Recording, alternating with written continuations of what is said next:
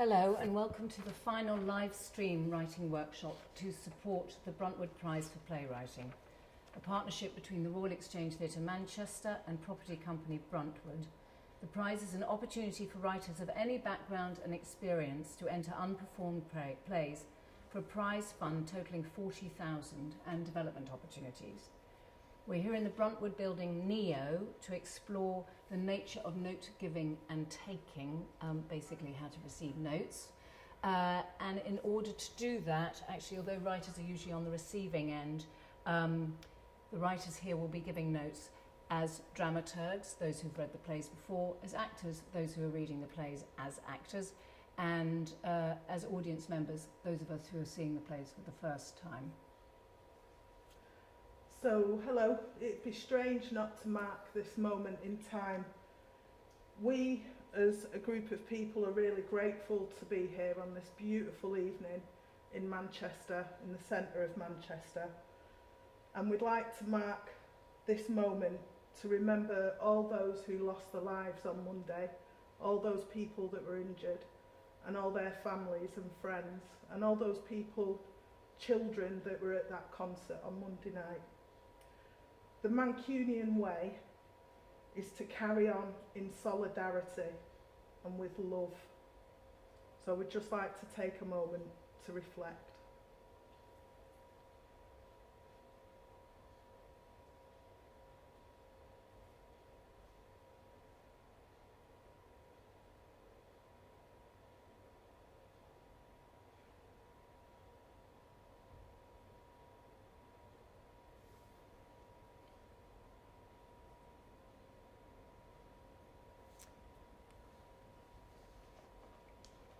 So in the spirit of going on, we are going to go on. Just for everybody at home, in case, I don't know, I think it's up on the website, but just to let you know, all the writers here were given a provocation about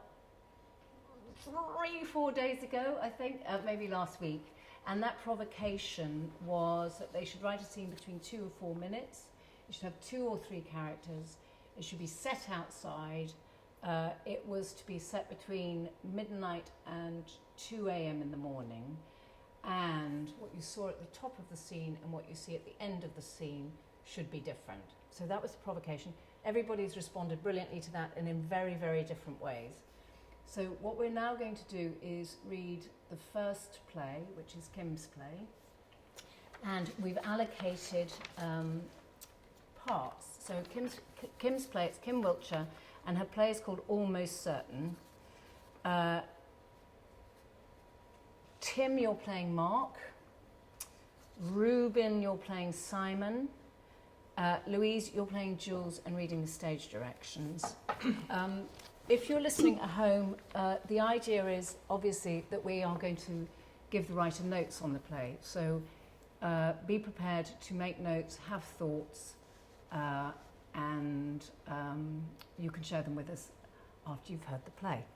So, guys, would you like to start reading? Crack on. A beach on a Greek island. It's around 1 a.m. Simon is sat with Jules. In the distance, Mark can be heard calling Simon's name. The first call, Simon shoos Jules into the bushes, silently. Mark finds Simon. Fuck's sake. I've been looking all over. I finally guessed you'd be here. I woke up. No shit. What are you doing? Looking. What at? It's freezing. No, it's not. It fucking is. No, it's not. Out there. You look out there and you think, God, it's no wonder the ancients thought this was all their world. It's no wonder that they thought there were monsters and gods hanging around. How else would you explain that? How else could you make sense of that? Listen. They both listen for a moment. The waves crash. Yeah, it's beautiful. Amazing. Gorgeous. Can we go back to bed now? I brought the ouzo straight out from the freezer. Want some? No. God, no. It's delicious. Are you off your tits? There is a pause as the waves crash. Simon swigs from the bottle. Oh, it's so amazing. And it's like Well, it's like life, innit? No. Yes, I don't know. What's like fucking life? Well, you think you'll go on forever, and then you start to realise that you won't. Eh? You won't. I won't. None of us will. What are you being so fucking morbid for? Christ. Like, sometimes it wouldn't hurt for you to think. Do you know that? And sometimes it wouldn't hurt you to turn it off for 5 minutes, you know that? Okay, what the fuck is this? Just go back to the house, go to bed, it's fine. Oh, okay. I'll just leave you here, shall I? Yeah? Yeah, of course, because that makes complete sense. Spent an hour or more searching fucking everywhere for you, but no, let's just leave you here. Yep, no worries. Okay, see you later. Mark makes a go. See you, hon. Are you fucking mental? I'm not going anywhere. Not without you. Come on now, back to bed. There is silence. Jules appears. She's heavily pregnant. What the fuck? Have you been eavesdropping, love? This is Jules. Right? I was here with Jules. Right. I love you, remember that? Right. But that's my kid. Pause for a moment. Well, say something. Congratulations. No. You're gonna make an honest woman of her? No. She fucking speak? No, not much. Hi. Yeah, hi. Pause. Well, I'd best get back to our house. I'll leave you two lovebirds alone. No, no, it's not like that. Seems fucking like that to me. She's... Jules, tell him. She's with someone too, and they can't... So anyway, we got chatting, and then this happened, and I thought that'd be that, but then... Well, that isn't that. We got some sorting to do. Have you now? No, you and me. I was going... In the morning when you'd slept, I thought that'd be better, but now... Well, I thought maybe... Well, we can talk about it now. Talk about what now? About us. Us or us? Us. Becoming parents. Okay, now I know you finally fucking flipped into La La Land. What? At our age? It's not... I mean, we might still, you know... Okay, this is what is going to happen now. I'm going home. I'm going to sleep.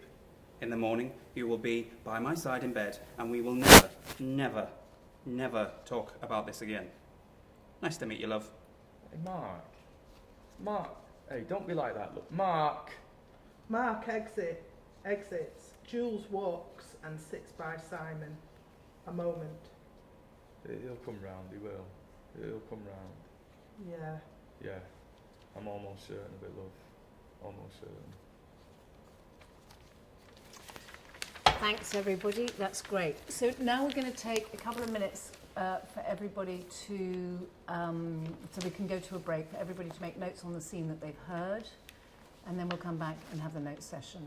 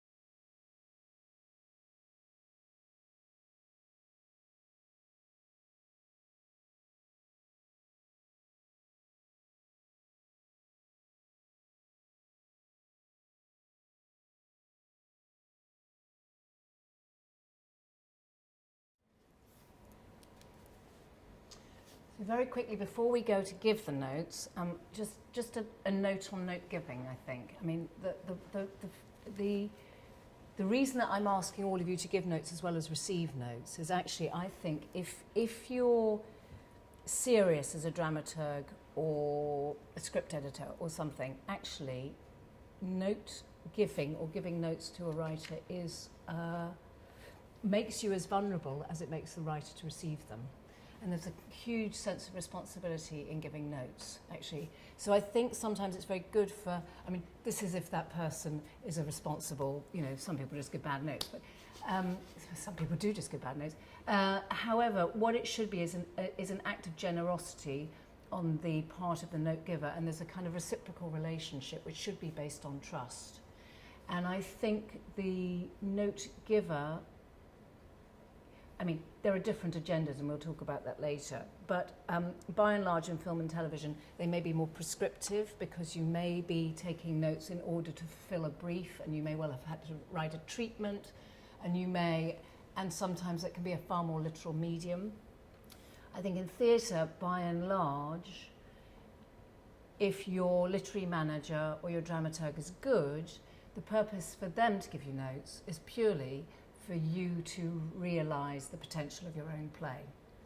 So in note giving, I think there's a very, one should strive for a balance between being constructive and generous, but also you have to be honest, because dishonesty doesn't help anybody. And it is much better, I think, both for the writer and probably for the play in the end, if one tries not to be too prescriptive as a note giver, but actually tries to understand the play from the inside out and the intentions of the writer, and therefore is allowing the writer to explore their own work. So that's just for the context of this. The dramaturgs on this play were Joshua and Lee, and what I'd love is if everybody could kind of choose one or two or three notes that they would like to give, so that we don't have reams of notes from just one person. So, and Kim, before we start, hearing that, because I'm assuming before, because you've just written it, you haven't heard it out loud, is there anything that occurred to you that you would like to ask us before we actually give you notes? Is there any questions that were provoked by hearing your own work?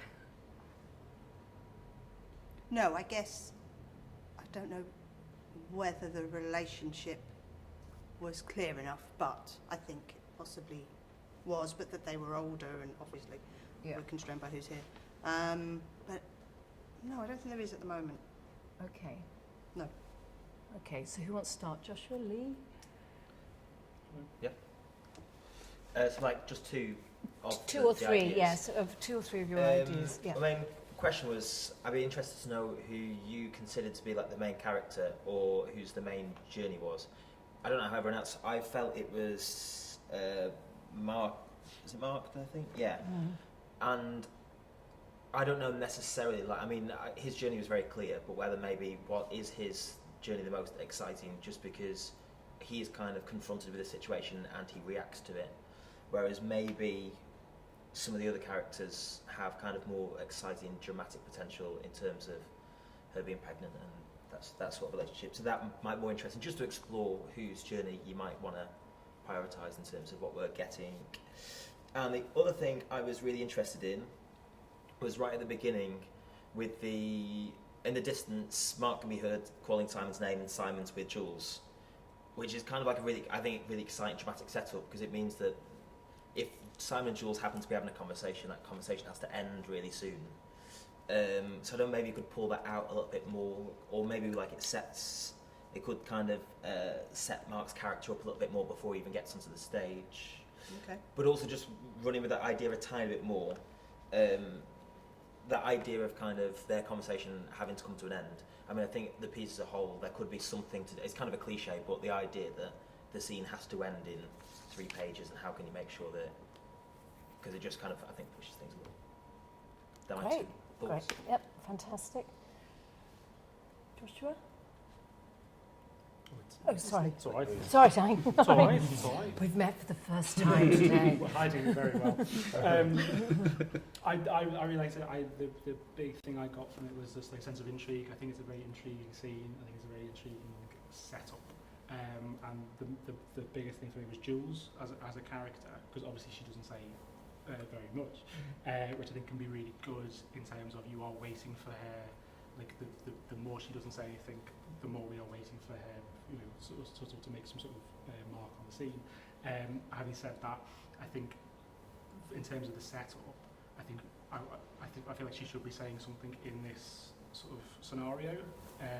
Although I do like when she gets shooed into the bushes, because who doesn't like getting shooed into the bushes? But I think that's an interesting thing for her as well, because she does make a choice, obviously, to be shooed into the bushes. Yeah. And just sort of what's going on, again, intrigue of what's going on between them beforehand, and what sort of, why are they down there? I really liked all the stuff as well, like previous, sort of prior to Jules coming back out of the bushes, of all the talk about like forever and sort of like time nicely into sort of obviously the pregnancy and his introspection on that as well. But yeah, my sort of big note would be what's Jules' stake in sort of in Mark and Simon's relationship as well. Okay. So, chaps, these are jolly good notes, I have to say. And as actors, how did you? Were there any questions you had as actors, or any moments that didn't feel entirely organic or natural in terms of the flow of the scene? My big question as Mark. So I love the sort of the visual setup that we've got, sort of Simon with Jules, and you expect that would be the traditional lovers on a beach thing, and then I love the fact that Mark comes along and sort of like twists that up. I'm intrigued just from reading it. How used to that is Mark? Is this a common thing that Simon does? Because there's a suggestion it is, or is this very unexpected that he's gone away like this? So that was my question. What did you feel as an actor? No, I enjoyed reading Simon, so it was more for the Mark character. I thought it was clear reading Simon for the first time what he wanted in the scene. And for Mark, I wasn't sure what he wanted. It seemed to be just to go away. It was a no. It seemed to be no, just leave. And I just thought it might have been interesting, even if that is what he's feeling, just to get to, you know, what is his motive? What does he want out of this? Why doesn't he want to? Obviously, it's a small scene. But I just thought it was more clear with Simon what he wanted. And I just would have liked to see, you know, in a relationship where you kind of annoy each other, but you still see just a hint of their relationship, like the love between them, a hint of what makes them, you know, click and what makes them together. So I wasn't seeing that too much, and it would have been nice to, you know, you find Simon just in the middle of this island, as annoying as that is that maybe amusing as well. This is a thing that he does. So yeah. Great. And audience members? I wanted to say I really loved Simon's, you know, when he starts going on about the ancients and the monsters and gods. And I was wondering whether you could pepper that throughout the scene a bit more, you know, because it might be a good delaying tactic as well as, you know, I don't know. If that language was thread a little bit through more, I'd enjoy that, I think.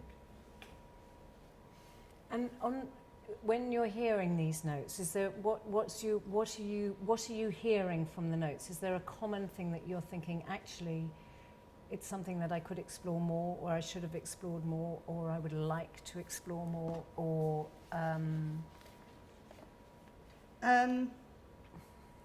I suppose it's just development of relationships, isn't it? There's just development of relationships there, which is fine for something that's first draft. And you know, there's that thing of, I suppose the way, in terms of the way of writing is, for me, it's the, there they are, okay, there's their situation, okay, let's see how that plays out. Right, fine, Mark needs maybe more of a direction, maybe more intimacy, but the shape of it seemed, for me, to work. So, yeah. And can I ask, when you got the provocation, I mean, what was your intent? Does this just come to you? Because And what's the difference as far as you're concerned between the opening and the closing image? Apart from... Well, the note that we actually got was something has to change. Well, it should be something that we see has to change. Ah, right. Yeah. We had to, we had the Yeah. note something has to change. Right. So that I don't know necessarily that the imagery is different. It's more the emotional Yeah. journey of what's Yeah. happened is different, Yeah. which for me would make their body language very different. Yeah. And I didn't imagine Jules and Simon necessarily talking at the beginning. I think that they were just being together and trying to work out what happened, Yeah. you know, and where they were going with this. So yeah, that was more. See, the notes are so crystal clear, we don't actually have to decipher them very much. But because I think my note on the note giving would be absolutely, there was absolute clarity that actually there seems to be a consensus because of time constraints. Obviously, you haven't had 6 months to think about the characters, how long they've been together, whether they're on holiday, whether they live on the Greek island. I love the shape of the scene. I love the fact that actually, you know, he's getting drunk and looking out and thinking about the beauty of things because he knows he's going to be a dad. So there's a kind of sentimental drunkish moment. And also a sense of his own mortality, also because he knows he's going to be a dad. So those are the two sides of the coin. I think that's very lovely. The only thing that I think that people were picking up on, and I think may be a convenience for you as a writer, is that Jules is silent. Because in a funny sort of way, it's because the scene has to be 2 to 4 minutes long, and if she then joined in, it would be a very complicated scene. But actually, her silence is a very convenient tool for you as a writer, because you haven't had to complicate the scene. However, that's an extraordinarily interesting dynamic between the three of them. And those guys, he's knocked her up. I mean, you'd want to know whether he slept with her, whether it was what the other person is. Is it another girl? Is it another boy? Is it, you know? So she seems very compliant in this, partly. And so I think, you know, if we were going to interrogate this dramaturgically, I'd say, is that just a convenience, or is actually that a character trait, and that she's just one of those girls that doesn't say very much? But, you know, and what does that, you know? Yeah. In my head, she was one of those girls who didn't say very much. Yes, my idea was that they all live here, and that her partner is another woman, right? And that they got talking, and they hadn't thought it was going to work, and now it has worked, and it was a bit like, right, I've got to let you know that this has worked. Yeah. So there was a kind of backstory to it. Yeah, and I don't know if anybody else found this, the only slight kind of jump cut in logic, I think. I couldn't quite follow, I think it's Simon's logic when he says to Mark, and we have to think about being parents, because I think, well, you've given her a gift, but actually I thought it was a gift to Jules because she couldn't have a baby. And now he's saying we're going to have to be parents. Yeah. And poor old Mark's like, I mean, you know, actually, I have a beautiful life on a Greek island. I'm a gay man, you know. So that was the only, I couldn't quite follow that logic because there just seemed to be a sudden shift I think in my gear. head, the idea was that that relationship had broken. So Jules' relationship had broken, and this is why she was now there saying to Simon, Right, I see. something's going to have to be done, I see. can't do this on my own. Ah. So it was that kind of thing that had been said. Then they were thinking about it, and then he was like, okay, I'm going to have to talk to Mark. And then Mark turns up. And it was that kind of journey that they were going on. But Right. So they're carrying all of that into the scene. Yeah. Okay. Yeah. Maybe I should Great. have written that as a scene. I don't know. Well, it could be the start of a play. Well, guys, thank you. Thank you for your brilliant notes. We're going to read Tim's play, which is called Goblin King. I'm not afraid of this at all, actually. I rather love it because of who we are. And Joshua is actually going to play Maggie, and Kim is going to play Stevie. Rubin is reading the stage directions, and Rubin and Louise are the dramaturgs because they've read the play before. So this is Tim's Goblin King.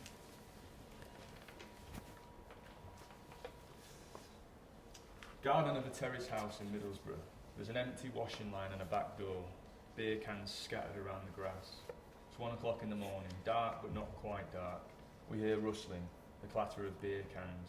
Maggie, the mother, is in the middle of the garden. She's standing perfectly still, holding open a black bin bag and staring at the horizon. Stevie, the daughter, stands in the doorway. Can't you sleep? I can't sleep because you can't sleep. What are you doing out here? The glare. Get inside. Look at the horizon. Sun's coming up. Too early for that. Maybe it's wondering what the fuck you're doing. Never went down. It's been up all night. You're the one who's been up all night. I can hear you from the guest room, you know. You need thicker curtains. Did you even try and sleep? You can tidy up tomorrow. No, he likes a tidy garden. Who does? The Goblin King. Right, yep. You haven't forgotten? Is he going to turn up this time in the morning? No. Then go to bed. He's already here. Please, Mum. I'm not getting angry. It's too early, late, whatever. Go try. Go back inside. Go lie down with your eye mask on. That only works for so long. And then the light, it starts to seep through. Same cheap stuff as those curtains. No, it isn't. Curtains don't work. Eye masks don't work. It's all work, work, work with you. You're meant to be recuperating. I'm trying to recuperate. Can't you just be still? I'm not the one thrashing around the garden in the middle of the night. Neither am I. We hear a rustling. The Goblin King arrives from the bottom of the garden. His head and hands are covered with floral pillowcases. He's wearing a dark old-fashioned suit. It's too big for him. In his pillow folds, he's carrying discarded beer cans. He wanders up to Maggie and dumps them in the black bin bag. We hear the clatter of cans. He notices Stevie. Everybody's still. What? Who is this? This is the Goblin King. Mum. Yes. Mum. Yes. This is the Goblin King. Yes. I thought he was made up. He is. He's got sheets on and stuff. I mean, I thought he wasn't... Who is he? He's the Goblin King, king of the goblins. Your sister found him in the well outside. We haven't got a well. Not so loud. Sister's still in bed. But we haven't got a well. Well, there used to be a well. He was hiding in the dark, poor thing. It's all too bright from these days. The light boils his skin, blisters him. I said I'd find him some clothes. Thought they would fit. They must have grown. What's he doing? What's he doing here? We're tidying the garden. But what's he doing He here? needs somewhere to stay. So he's going to stay here. He'll be on our sofa. It won't be for long. Then we'll sort something out. But I don't... He's not... Does it speak? Not in a way you'd understand. We'll keep the lights down low and we'll get better curtains. The bedsheet shield his skin for now. You should go back to sleep. I won't sleep. Yes, you will. We'll stop tidying up. Night for now. It's eggs for breakfast. Stevie exits. The Goblin King sits by Maggie's feet. Maggie pats his head and stares at the horizon. Lovely. Well, again, we're going to take a couple of minutes to reflect on the play and make notes. So we're going to a break.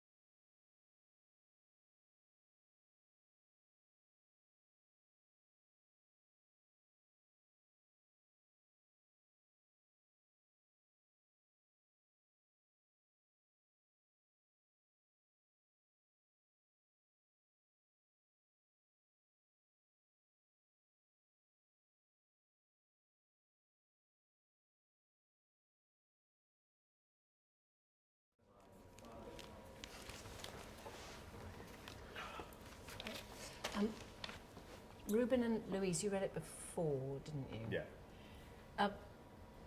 And did you feel differently when you were reading it to yourself and then when you heard it? I mean, partly because, of course, our gender-blind casting may have confused everybody a little.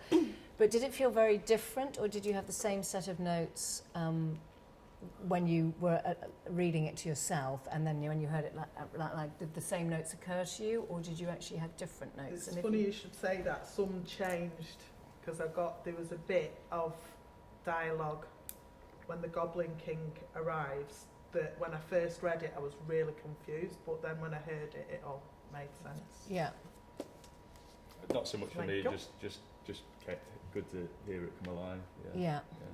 So can you select 2 or 3 notes that you would like to give to Tim? Yeah, I really like the casualness after the Goblin King arrives. However, I think that we did really lose a little bit the drama of just the reaction of this Goblin King. I feel like you could have still had that casualness afterwards, after a moment of shock and yeah. So I think we lost out on a bit of drama there, because obviously seeing this monster is So just that's what I had on that. And yeah, I guess I just didn't understand yet the correlation between the not sleeping, being out in the garden, and then the Goblin King. I was like, oh, was that a lie then about the not sleeping? I can't sleep, or was he there for the Goblin? There was just so much stuff about not being able to sleep, so I wasn't sure if that was still a thing once the Goblin King arrived, or if it was all about being out there with this creature, waiting for the creature. Mm. And Louise, what were your thoughts? I loved, when I read it, I loved the first page. It did one of those magical things where, you get the sense of everything in the first page. I thought that was really clever. And, yeah, I was confused by the Goblin King's arrival. I just wondered what the Goblin King was doing while they carried on discussing whether he was there or not and all of that. So I wondered if you could have a bit of fun getting him, because he's a Goblin King, it feels like he's a minxy character anyway. So what would he get up to? And others, who else would like to notes? No, it's really interesting from reading it as one person going through it, because you sort of you're following the logic of that one character, and if it makes sense, and it does make sense. I was really getting into it. It's kind of, it's really exciting. It's really lovely. And like you said, the sense of like that first page, just knowing exactly where you are and be able to know this very particular place that you're in is great. It's really nice. Yeah, I really like the imagery, and I really, really do like the Goblin King. I think playing Stevie, for me, I kind of didn't know where I stood in relation to Mum. That was the only thing that came out, and I think it's that thing of reading the one person. I hadn't picked it up, but there was a moment where I felt like I was looking after Mum, and then suddenly I said, I am recuperating, and that threw me, and I thought, what am I recuperating for? That was just a little thing, and it was because, I think I was just looking at one person. Yeah. But I thought, oh, now the power balance is slightly changed for me. And, that just threw me a little bit, but that was about it. Yeah, I agree with that from Kim. It threw me a little bit, sort of like with that sort of change. I also agree with Rubin as well about the beat of drama. Sort of, and I really like a casual reaction to a Goblin King is always going to be good. But there is just something before that of like even if just a piece of recognition of what am I seeing like in front of me really. I really like it to the mum that's seeing the Goblin King. As opposed to sort of what you would assume would be like the younger character, which sort of feeds into a question I have about the tone of it and sort of like what the audience for it is, and I wasn't too sure if it was sort of like a magical realism show for adults or possibly a magical realism show for kids as well, because it could be really, really cool for kids, but also really, really interesting in a sort of Monster Calls Patrick Ness-esque way for adults as well. But I think that was just like the I wasn't 100% sure on the tone of it, but I was really, really intrigued by it. Again, Goblin King. How can you not be intrigued by Goblin King? Can I ask, before I ask your reaction to the notes, Uh-huh. is what inspired this? I don't know, it's ideas I've kind of had for a while, the sort of the characters and the sort of setup. It's kind of to do with, on my mind, it's an idea I return to during insomnia and inability to sort of sleep in sort of light circumstances, and Right. that's where that character kind of came from. Right. And, Okay, so it comes from actually quite a real place. Yeah, I mean, yeah. psychologically, yeah. And hearing their notes, is there anything that you're kind of picking up from their notes? Is there any? oh no, I mean, like, yeah, general consensus. Goblin King's interesting. Yeah, it's a funny one to play with, I guess. Its introduction, and yeah, I in my head, having not written it, but I can see this as like a second scene as opposed to the first scene. But it didn't seem that there was any big, oh, I don't know where this is coming from kind of thing. So it was, because I think what we're all responding to is how atmospheric the play is.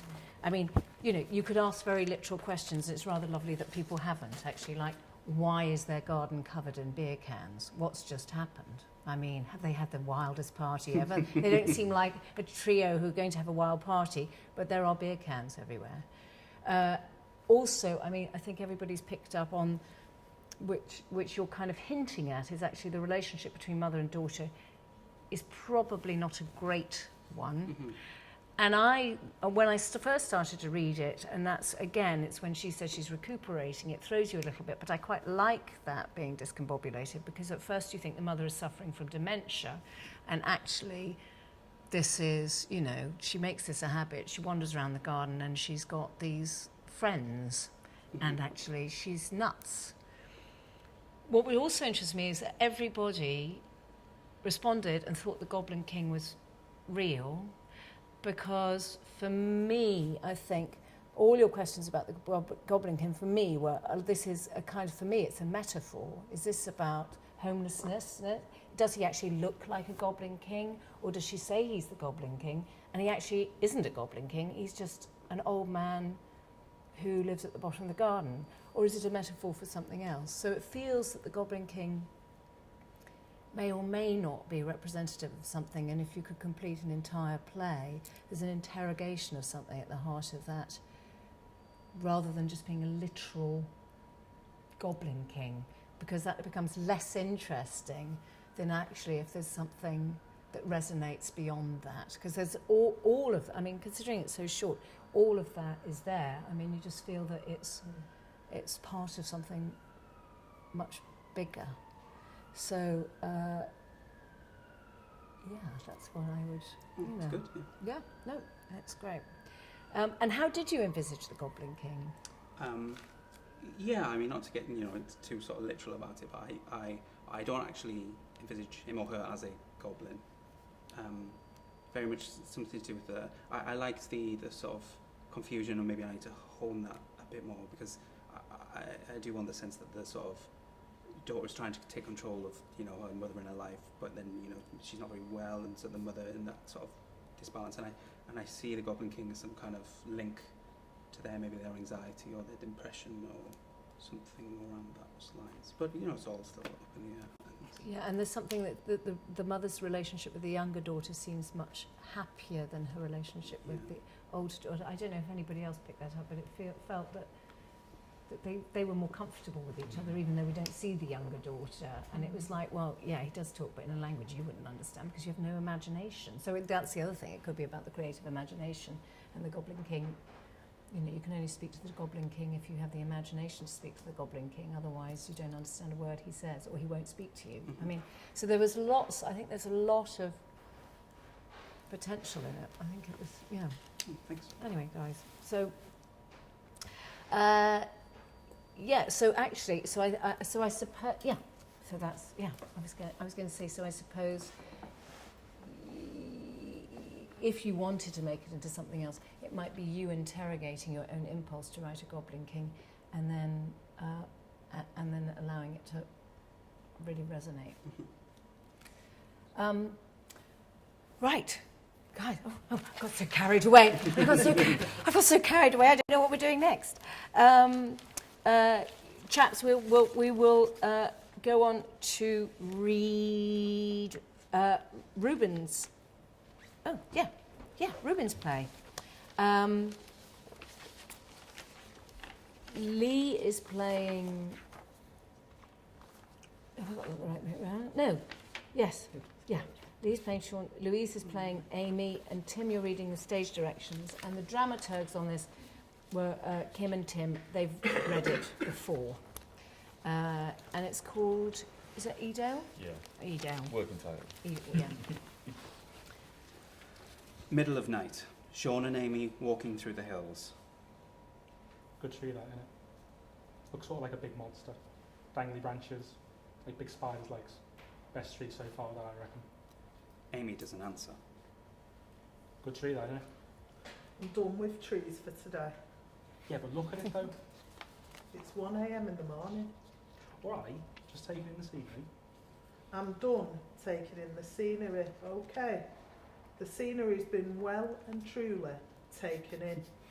I'm cold, I'm tired, and I'm not going to stand there comparing fucking trees. We need to get home.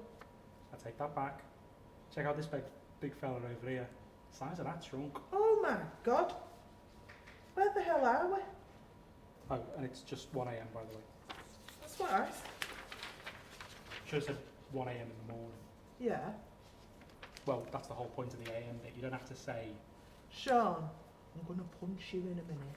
you need to relax. Anger management. We'll be back at the car soon anyway. I'd say about another 40, 45 minutes this way. You said we were half an hour away 2 hours ago.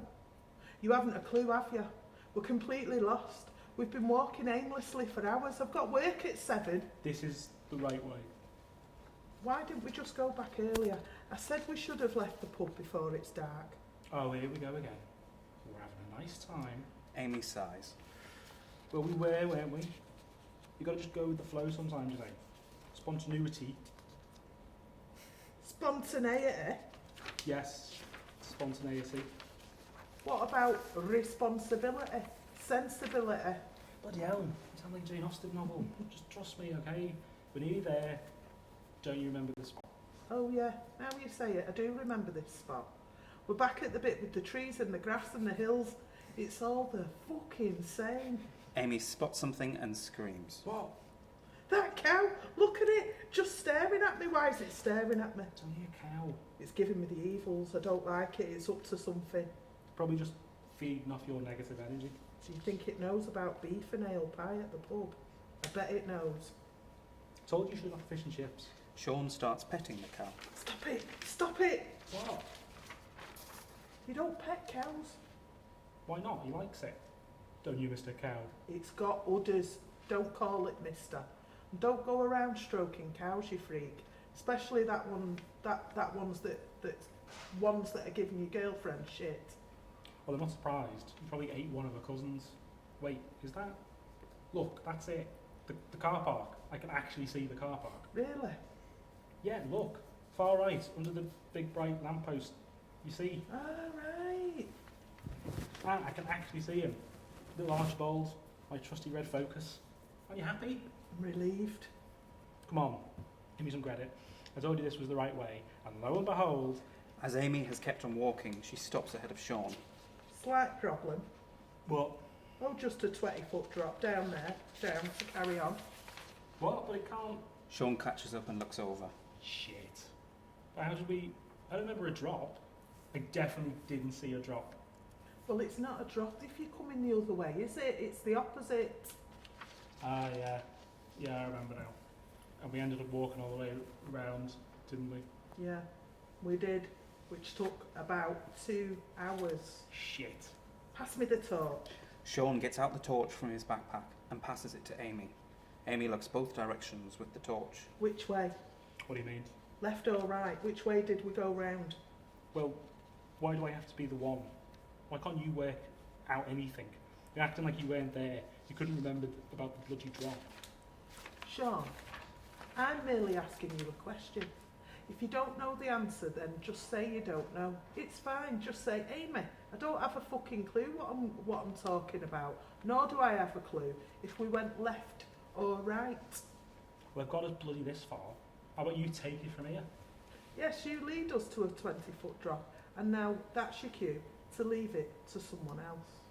Well, the car park was on our left, wasn't it, when we came in, and now it's on our right.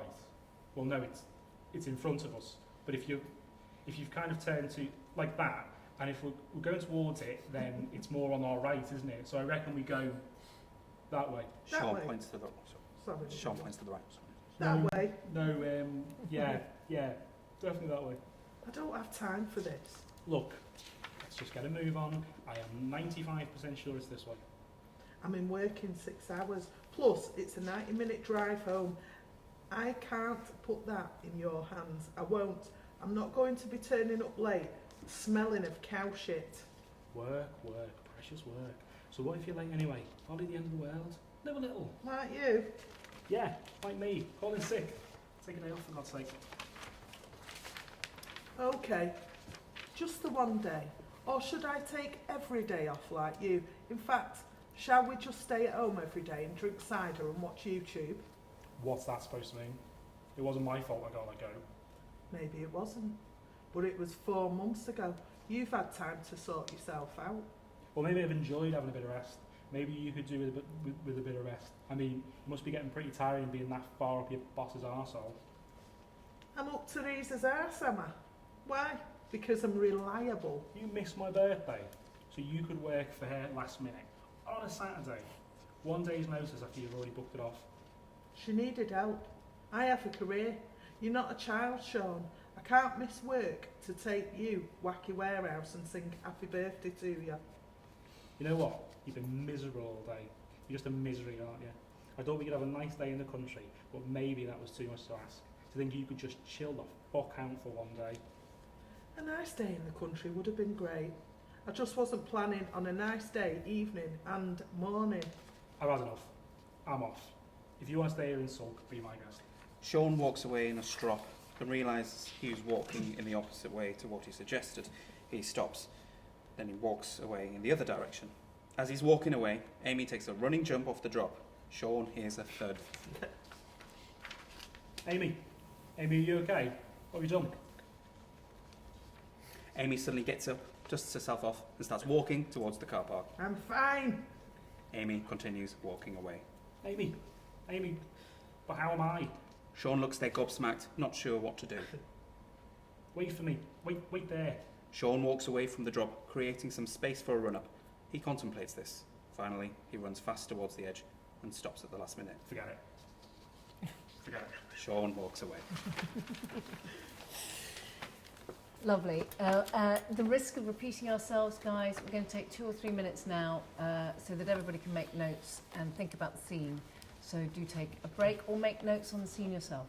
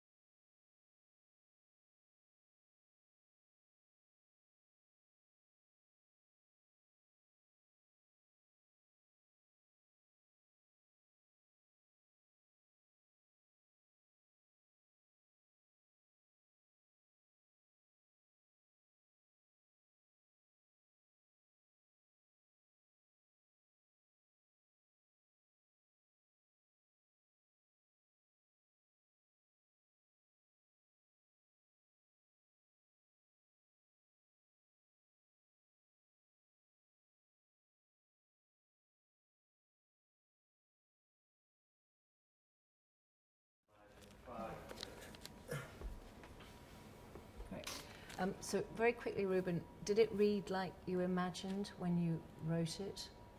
Well, I realise that there's a lot in there. It's quite long, so it's probably because we're reading it out cold. So, but yeah, to a certain extent, yeah, for a cold reading. Yeah, great. So there were no surprises. Is there anything you want to ask us to think about when interrogating it, or do you just want to see what people say? Yeah, just not yet, but All yeah, right. maybe I will at the end. Yeah. All right. So Kim, do you want to? Yeah, sure. I thought the dialogue's really great and really kind of like naturalistic, and there's really funny lines and some really like amusing bits. I love the bit with the cow. I love that. Just like, why are you stroking a cow? That was great. But yeah, so I was really intrigued about what's happened. So they've gone for a day out, then they've gone to the pub, and at 11 o'clock at night, he said to his girlfriend, I'm putting a backpack on with a torch and we're going for a walk. And she's been on at him because for 4 months he's not had a job. And I was kind of like thinking, there's something nasty going to go down in a minute, you know. And I was kind of like building up, and I didn't know whether that was what you were kind of hinting at, whether you wanted that slight, oh, you know, he's put her into a field with a cow at 1 o'clock in the morning. What's he going to do to her? And then there's that sudden power shift where she's actually really kind of at him. And I thought that could be built on more, you know, that if he has been sitting at home in his pants, drinking cider and watching YouTube for 4 months, and she's the wage earner, what's she feeling there? Are there those snipey bits almost from the start? And is he doing something really awful? Yeah, has he got, oh, I'm so fed up with her, I'm going to get her trampled by a cow. I don't know, there was that kind of thing that was sort of building up. So I was really interested in that. I kind of wanted to know why Amy agreed to go on a walk at 11 a.m. as well. There was that sort of thing that was a bit like, But yeah, that was kind of it. I didn't know if you could just thread the obvious kind of tension that they're particularly feeling in a little bit more. I love the comment about the wacky warehouse, by the way. I just thought that was just like, you know, you're grown up, I'm not going to take you to wacky warehouse. But actually it's quite a hurtful thing to say, I know it's your birthday, love, but I've just got to go and fill in a couple of reports or whatever, you know. So it's that, yeah, I thought there was lots in there. There's just, you've got a 15, 20, 30 minute scene in there kind of thing. So that was my notes. Tim? Yeah, on a very similar lines. One, I thought it was very funny, and even then to hear it, it was even funny. I thought the dialogue was just, it is very natural, and not to disparage purely, but we haven't got, you know, amazing actors. No, God, that's awful. I didn't mean that. I just mean like there was, you know. Well, he's not going to be invited again. Oh, no. Never again. I just mean it was so great. And, you know, it was my with these guys, and just keep moving on. Yeah, and then similar about the premise thing. I love the fact that you thought something awful was going to happen. I thought he was going to like propose or something good. Yeah, was yeah, but me too. Yeah, he's like, because it feels like he's he so is the engineer of hapless, this, yeah. and like, does this happen often? Do they go for walks often? And if it doesn't, then why now and why this? And so that's how I was like, oh, which could come in later scenes, I guess. So, and yeah, with wonderful actors you'll bring back and do. Yeah, cool. And our fantastic actors. Yes. Thank you. How did it feel? Were there any moments in where it shifted or that didn't make sense to you emotionally, psychologically? How did it feel reading it? Were there any notes that you... Well, I got Amy on the first line, and that felt really good. To be able to know how to play her from the first moment. I felt that it's like what Kim's saying, you know, some of the important stuff could have been threaded in earlier. And yeah, a good bit of a chop. And it's there. It's very funny. Lovely. Yeah, I think you get like I got a good sense of Sean actually similar to Louise from the first line, because you get like obviously anyone that spends that long talking about a tree, you know he's a bit bored and he's a bit sort of like frustrated, and that kind of runs through a little bit, because anyone that decides to go for a walk in the country at 1 a.m. is probably been at home a lot. You know what I mean? Like, because you know, that's sort of like, well, let's get out and just let's do something. And there's definitely that sense of him. I think also you get across the relationship between the two of them without sort of like any like over information about like their sort of like dynamic, just in the way they speak to each other. I think that's really, really good. And I am a terrible actor, and like some of the lines, like it made me sound good, if slightly Alan Partridge-esque. But yeah, I got a really good sense of Sean from just that. Yeah, of course. I actually did. I understood why he was there, and then I thought, because I think that if he's got this miserable nothingness going on during the day, like clearly he doesn't want the day to end. So I think, but I just, and it is really sad at the end when you realise why he's trying to extend the day for as long as possible. It obviously just needs to bubble under the surface a little bit earlier and be a little bit clearer that the reason, his motivation for staying there is because of what's going on at home, and also along the lines of kind of objectives of, he wants to stay, she wants to go. I do think maybe her tactics could change sometimes a little bit, because I think her tactic was quite similar in saying basically, you know, you're an arsehole in lots of different, like, very, very funny ways. But I think there could be other ways that she could try and get out of there and get home sooner. There's more stuff she can bring up that he does in the day as well, like examples. Yeah, bring like up, that. I mean, I just mean like the way that she talks to him and the way that she tries to use him to get them both home. That's my 2 minutes. And how do you, how if you unpick those notes, if you kind of sat down on the back of those notes to do a rewrite, what do you think everybody's asking you to do or to explore? Yeah, well, I mean, firstly, that sort of danger element, I hadn't really given that a thought, and that is something, because it is quite terrifying to be stuck in the middle of the peaks at that time, which I have been. So yeah, even though that wasn't the direction I'd go down, definitely having that danger threat there, which is there, and just sort of just being mindful of that. And yeah, definitely quite long. Yeah, in a way that I don't know. You pick, definitely hearing it out. You know, you sort of pick your moments. I mean, you can say, you can repeat jokes, but you know, which ones need to stay really? Yeah. But no, I think it was good to. Yeah, good to hear the feedback. Because I was thinking, if we were going to take all of these notes, I would say there's a very long lead-in time, so that actually, I mean, I know the whole point is he's got them stuck in the middle of nowhere, and they are in the middle of nowhere. But if this was on stage and they are just standing there talking, it's a very long time for you not to reveal anything about their relationship, and you're not revealing that much for that period of time. So it would be a sense of bringing in more information, and actually I hadn't thought of the threat, but I like the idea of more layering in it, so that it doesn't feel as though she only has one reaction, which is, you're a fucking loser and I don't know why I'm with you, and he doesn't have, you know. And I was intrigued by the fact that everybody thought he'd taken her for a walk on purpose, because I thought he had rather manfully set off from the pub in the wrong direction, and they just ended up going for this very long walk. And his, you know, look at the trees, was to pretend that actually that they were there on purpose, but he just set off in the wrong direction. So he's even more useless than. And I'm very intrigued by what you think we're seeing. If this is on stage, what you think we're seeing when the cow comes on. I'll let the director worry about that.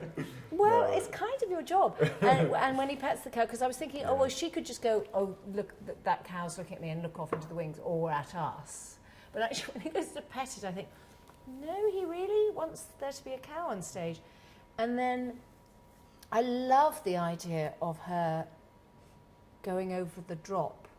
But again, I thought, I don't know what he thinks we're seeing on stage, because I don't know how many times you've seen King Lear, but Gloucester coming to the edge of a cliff and then falling off the edge of the cliff has never worked.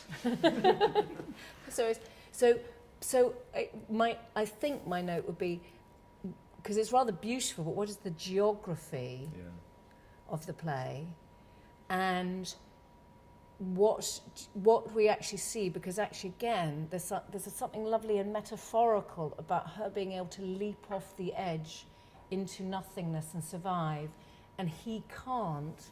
So that describes everything about their relationship.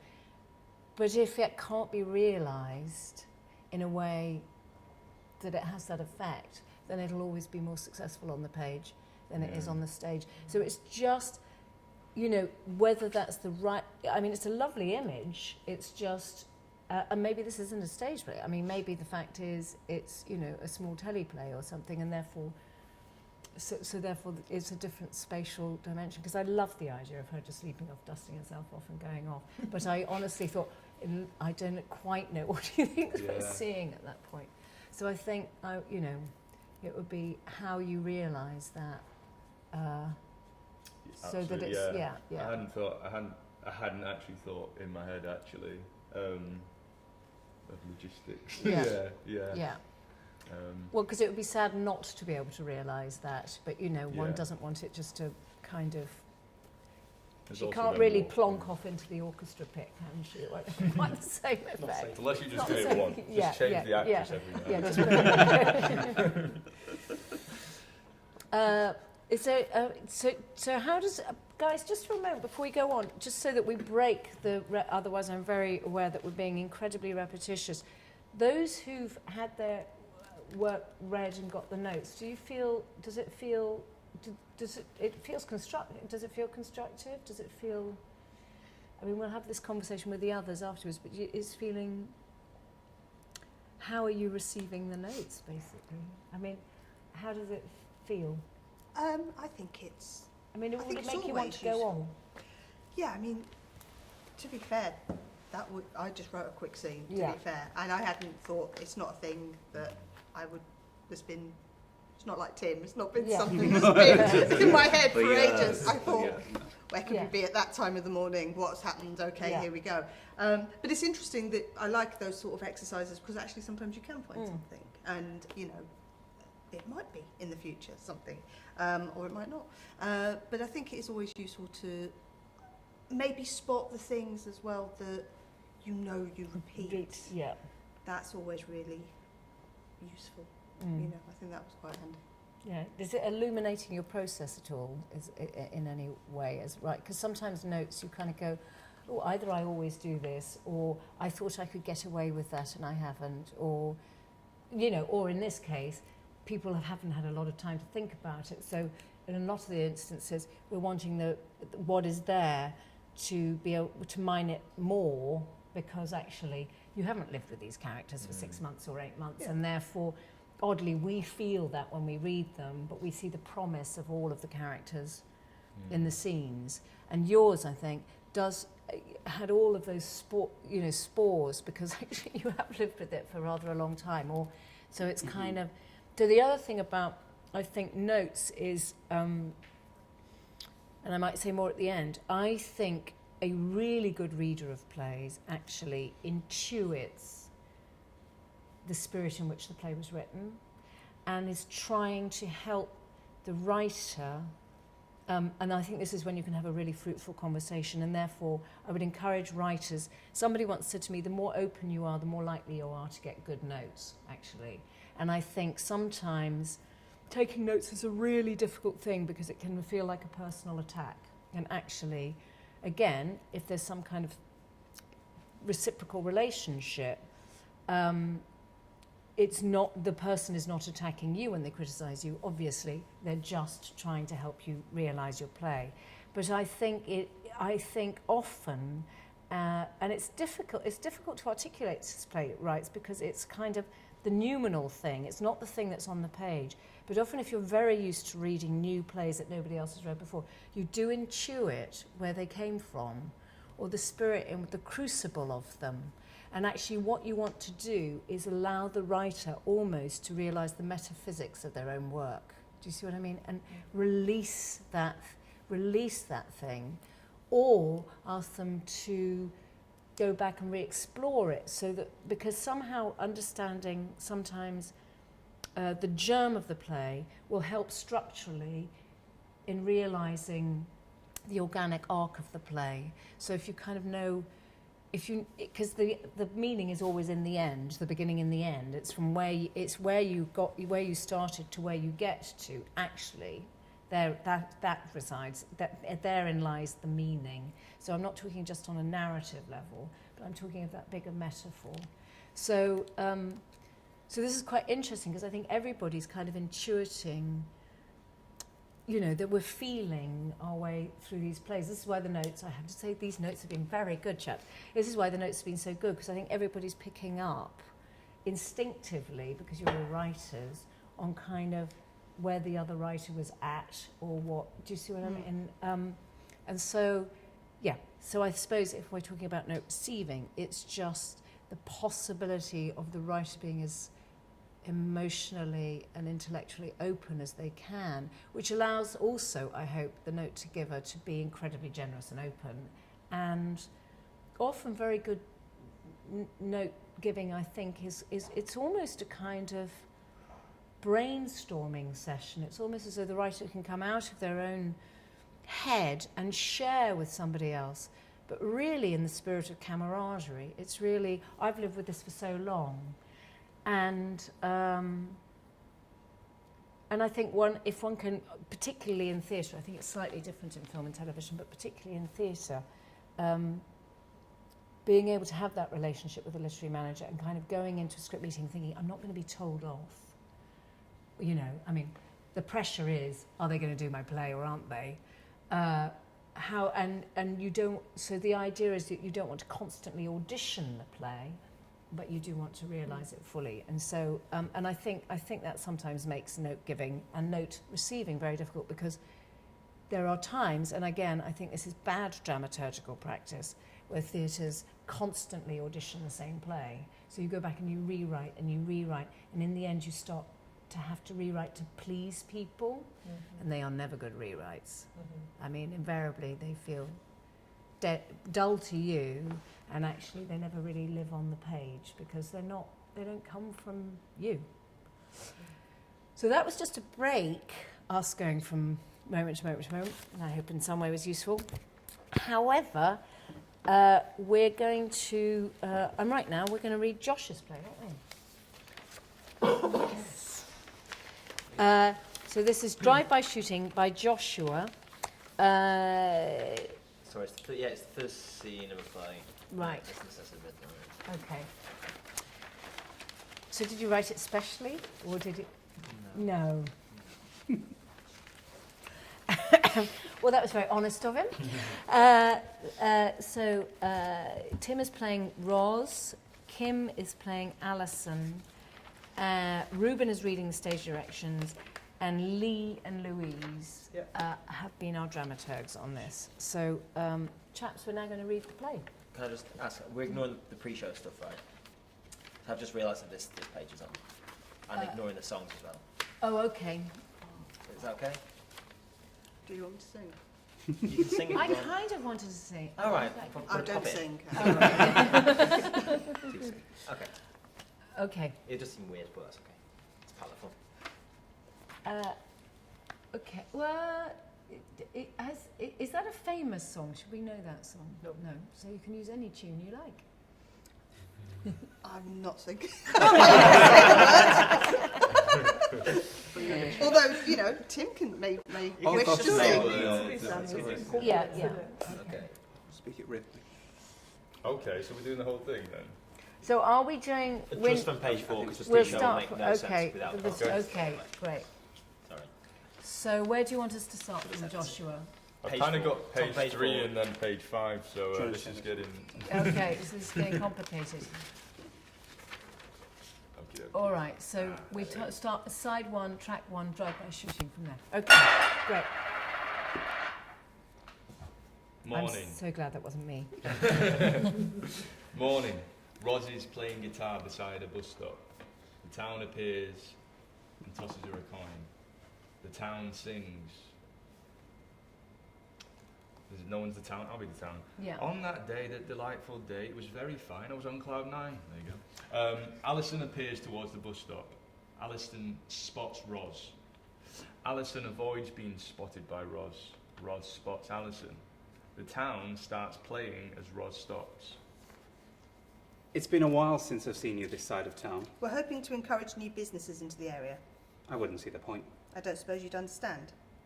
I mean, neither do I half the time. I'm just on my way to work anyway. At the job centre, Nice seeing you, Ali. Alison. What? You said Ali, my friends call me Alison. Obviously. Give my love to Denise. My mum? I'm not sure what she'd do with second-hand love. Say hi if it's easier. How about we catch up right now? The bus will be here any second. I have a big day and I need to check the diary. Until the bus comes then, because I'm not working for another half an hour. I could perhaps stretch next Tuesday if you're not working. I actually think I'd like to catch up right now. As you wish. So now you ask me a question. Okay, well, I see you're still playing that... Guitar? Yes. That's good, isn't it? Lots of talent. Lots. And I see you're still one of those... Counsellors? Twats. Hey, I know this has been tough, Yeah, it's tough. I'm the girl who can't hold down a job. but there comes a day when you've to stand on your own 2 feet. I can't hold down a job because I'm looking after a mum. So she's still sat down. You can't let her keep you from moving on. Do I get any help? Do I fuck? Do I fuck? Just breathe, Roz. You'll have people staring. A double-decker bus drive through the puddle and soaks Ros, but not Alison. Oh, look what you've done now. Here, take my coat. I don't want your coat. How about money? Here, I have a few notes here if you're desperate. I don't want money either. Well, then what do you want? Money doesn't cook or clean. Money can't keep me company. Money keeps us going. Alison again offers Ros a note or two. Ros considers the town. On that day, that delightful day, it was very nice. Yellow lamps and white lightning on ice. The town begins to change, becomes set up as the job centre. Thank you, Alison. Ros rips up the note into tiniest pieces and throws it in the puddle. Money can't do much, as maybe a little time. You ungrateful little shit. I'm trying to help. How dare you? Sorry, I better go or I'll be late. Don't walk off from me now. Get back here.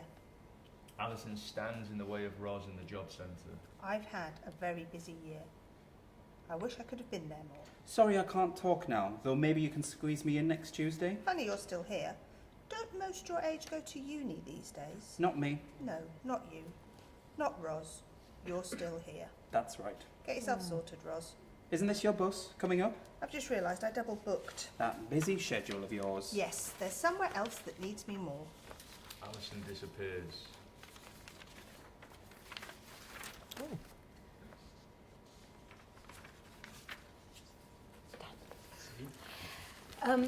Okay, chap, so who read it before? Kim and, Kim and Tim. Oh, that was the last one. Me and Look how organised I am. This is great. Sorry, Jane. Look, you can't... I know, I It's- don't know. Sorry, it's Lee and Louise. Right, so again, did you when you read it before and now hearing it, do you have a different reaction? Are your notes the same? My notes are pretty much the same. What I love is I love the impossibility of many things in this. It's a bit of a shame that we didn't get the beginning, because the best stage direction ever in the universe is earlier. Is it okay for me to say it? Go for it. I know Where a character sits down for a year. doesn't stand up. That's it. Doesn't stand up for a year, and you know, it's one of those things that makes me go, how are we going to do that? How are we going to see that? The second-hand love line nearly killed me when I read it and when I heard it.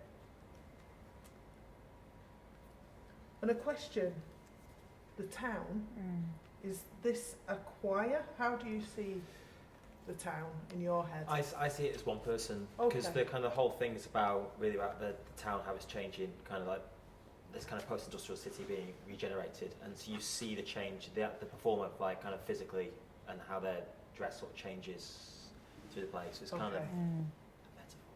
Yeah, Yeah. wonderful. But on a scene-by-scene basis, it's basically just performing multi-roles.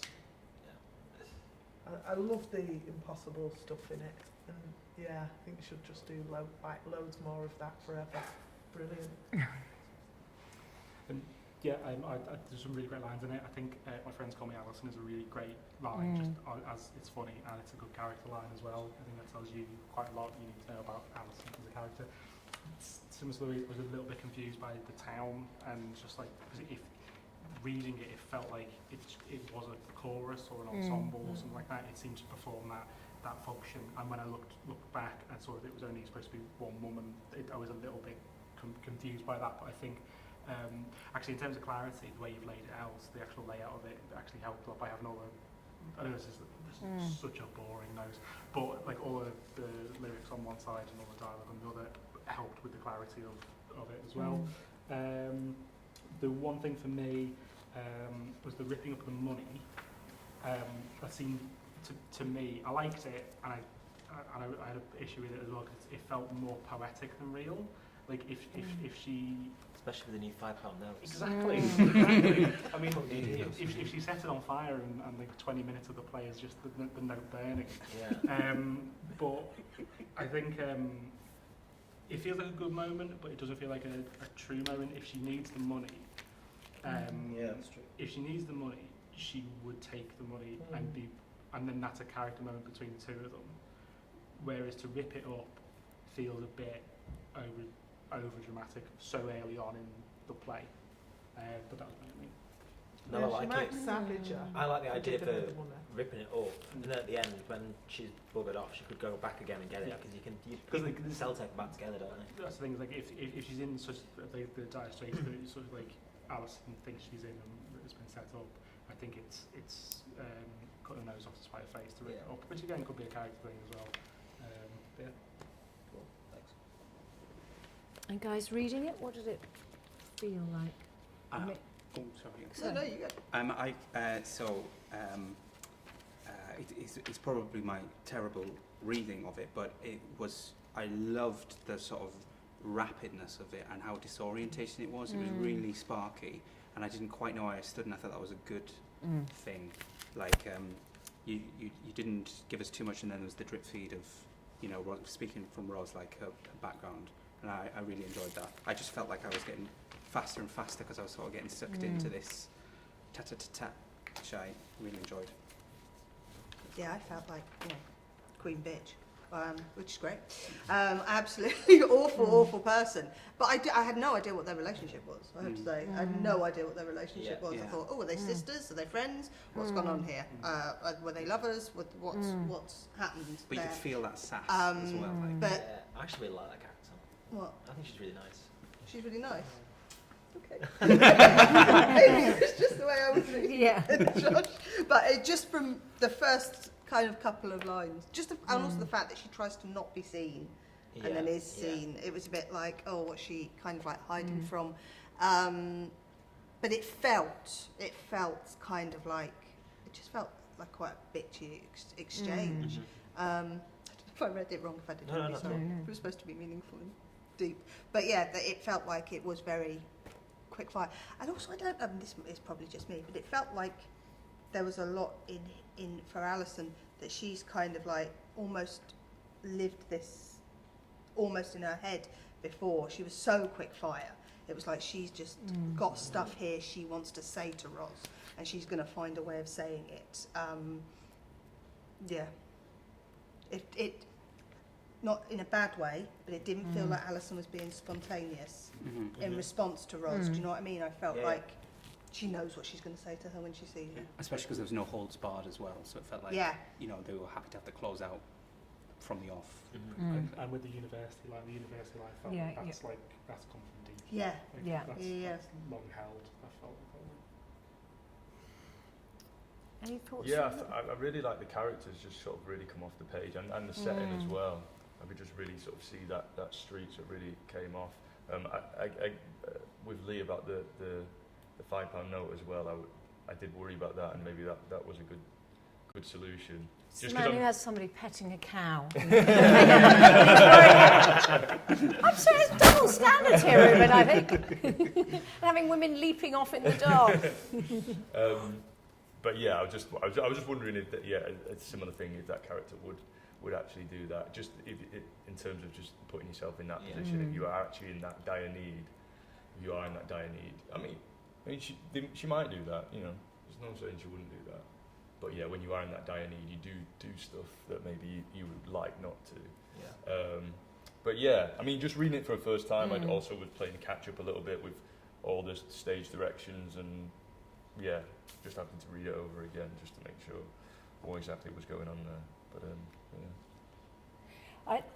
I would really love to know, I mean, how, since he didn't do what he was asked to do, and this is part of a bigger play, but how you, almost generically, how you see this play working, because it in some ways it's very non-realistic. I mean, you've got a town, you've got the town, and does she turn into the job centre? Does she reconstruct herself? The town becomes a job centre, Yeah. yeah. So, you know, you have allegorical or metaphorical characters kind of walking throughout, they're singing, and then you have actually quite a realistic exchange between two people, which is almost domestic.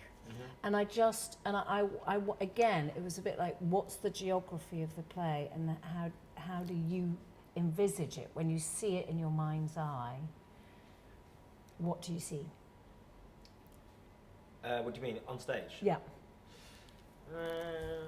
Probably very little, apart from a band and those two, I suppose. I suppose I imagined it in the round, which is why I imagined it quite quick fire, and also the round means you're forcing people from the off to be imagining a lot of the space, I suppose.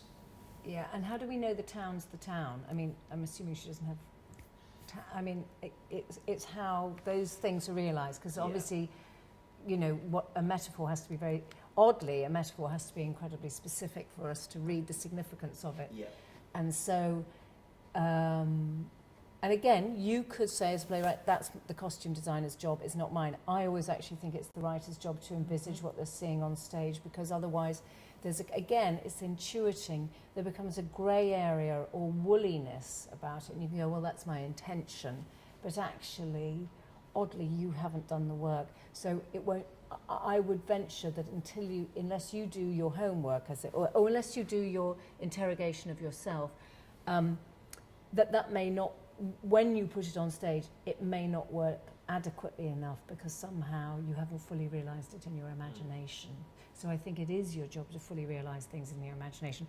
Obviously, when they're realised on stage, they may take a different shape to what was in your imagination, but I think to fully realise things in your imagination allows other people then to realise them in plastic form.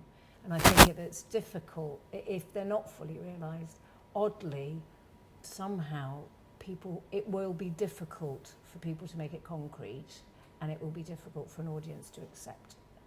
So there's that, and I was quite intrigued by, I think we were all saying the same thing, actually, again, what is the relationship between these two women, and how long has it been going on? Because, I mean, obviously Alison's in dire straits, Ros is, or should have been, and in some way helped her, but the animosity is extraordinary. And I think it works incredibly effectively in that scene.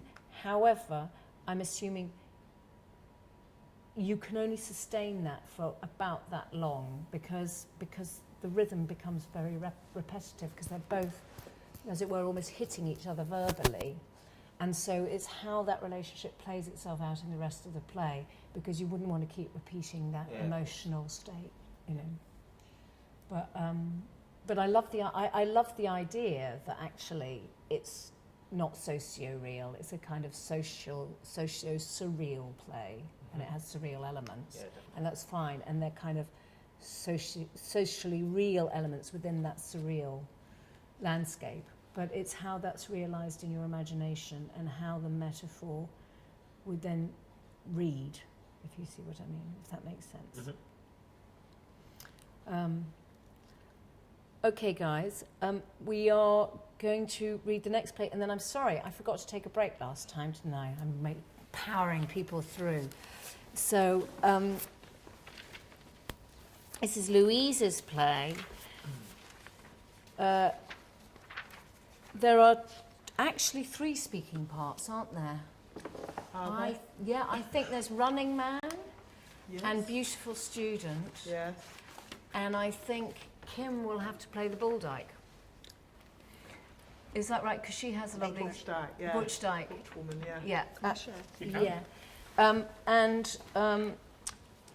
Joshua's reading stage directions, which are actually very important They are. in this play. For you at home, Tim and Joshua have read the play before, so that they are in fact our dramaturgs.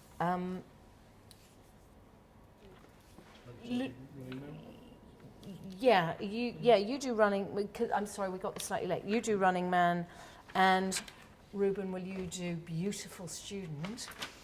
That's better cast as well. Yeah, and Louise, actually afterwards you can tell us what inspired this. I think because I think it'll be nice not to give away any surprises before everybody who hasn't heard it before hears it for the first time. So, Joshua, are you ready to go with the stage directions? Stage in complete and utter blackout long enough for the audience to wonder what is happening. Then something like Beethoven 9th in D minor, Op 125, creeps in as glitter descends, drifts and spirals from the sky and falls down onto two young women with matching long hair. The light picks them out slowly as they spin in a deep kiss. They will continue to kiss throughout the entire play. Then from the sky descending slowly, Running Man dressed in a denim jacket and jeans. He is running in slow motion. Dapper Dyke, dressed in white tie and tails, American, smooths her way through the audience, carrying a tray of smoking green shot glasses. A row of young hen party girls, all wearing identical black t-shirts with the same name, Veronica, on the front, and Hen Party 2013 on the back, all wear skinny black dancer tights, all have blonde hair tied up in ballerina buns. They swan lake it around the Dapper Dyke, then break off and do various contemporary dance floor work moves. A barefoot, tall god like Beautiful Student arrives, like a comet from the sky, and bumps into Butch Dyke and spills his drink over her. She flings her chip butty at him. Music explodes into this place is gonna blow by Keisha. Confetti cannons release chips and confetti. The chorus of ravers join the cast, and we are smack bang in the middle of Dempsey's upstairs dance floor. Everyone throws their own shapes. The crowd scene is lit from the floor to create massive shadows. The Running Man is encased by Dempsey's cage. His moves now transform into the off-your-face running stomp. He strips down to waist. The chorus of ravers depart. I want to be watched, seen, noticed, want to control, want attention, want to serve, want to entertain, bring everyone up, feel my shadow, feel it, you can feel it, but you can't touch it. I want to escape, to run away. I want to take you all with me. Ride that tide of your heads. Everyone is looking, but no one can see. Feel my shadow, feel it, but you can't touch it. I want a real man, a dada, just one night. I want to be caught, engulf him in the long shadow. I want him to hold me up, raise me up. One moment, just a moment. Longing lasts longer. Run with him, a real man.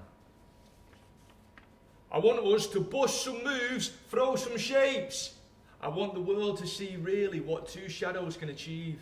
Beautiful Student squeezes through the bars of the cage and tries to get Running Man's attention. Running Man ignores him completely.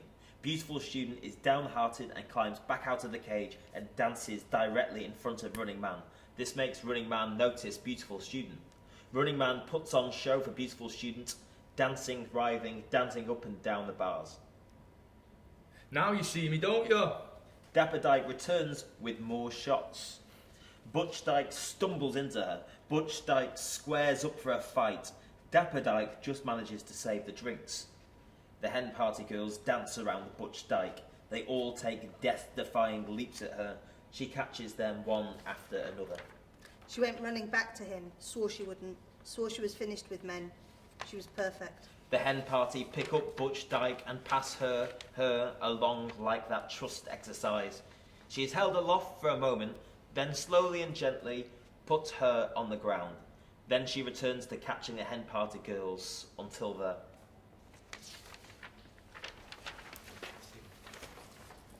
There we go. All right, guys, that's one to conjure with. So, chaps, we're going to take 2 or 3 minutes so we all have a time to think about that very visual piece, but read beautifully, so I think we could all envisage it. So take a break, make notes, and we'll be back in about 2 minutes.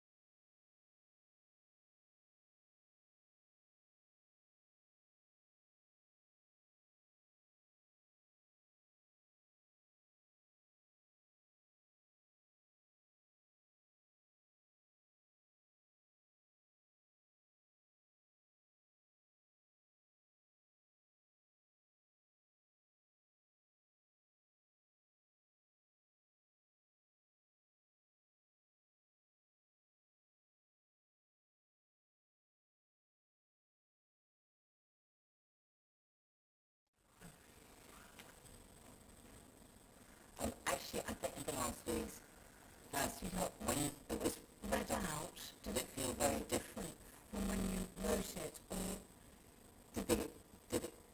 or because it's an evocation, isn't it? It's really evocative.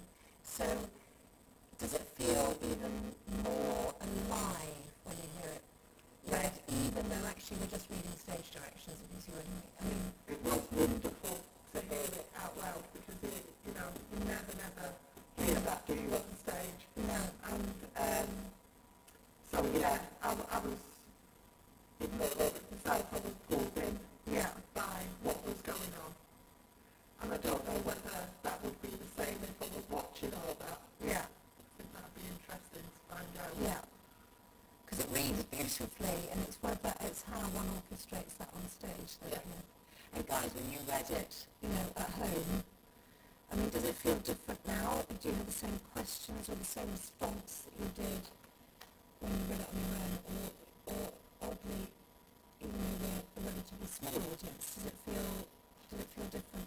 It feels like it's capitalising on what I thought, like those initial stage directions are just awesome. And the thing I love especially about it is it's not, and something I'm very guilty of doing as well, I set a scene and then stuff happens in it, but the scene is just like, it's like kaleidoscopic, it's moving, it's sensual, it's hitting every, you can probably smell the sweat, and it's just overwhelming you, and it's never stopped moving, and that felt really exciting.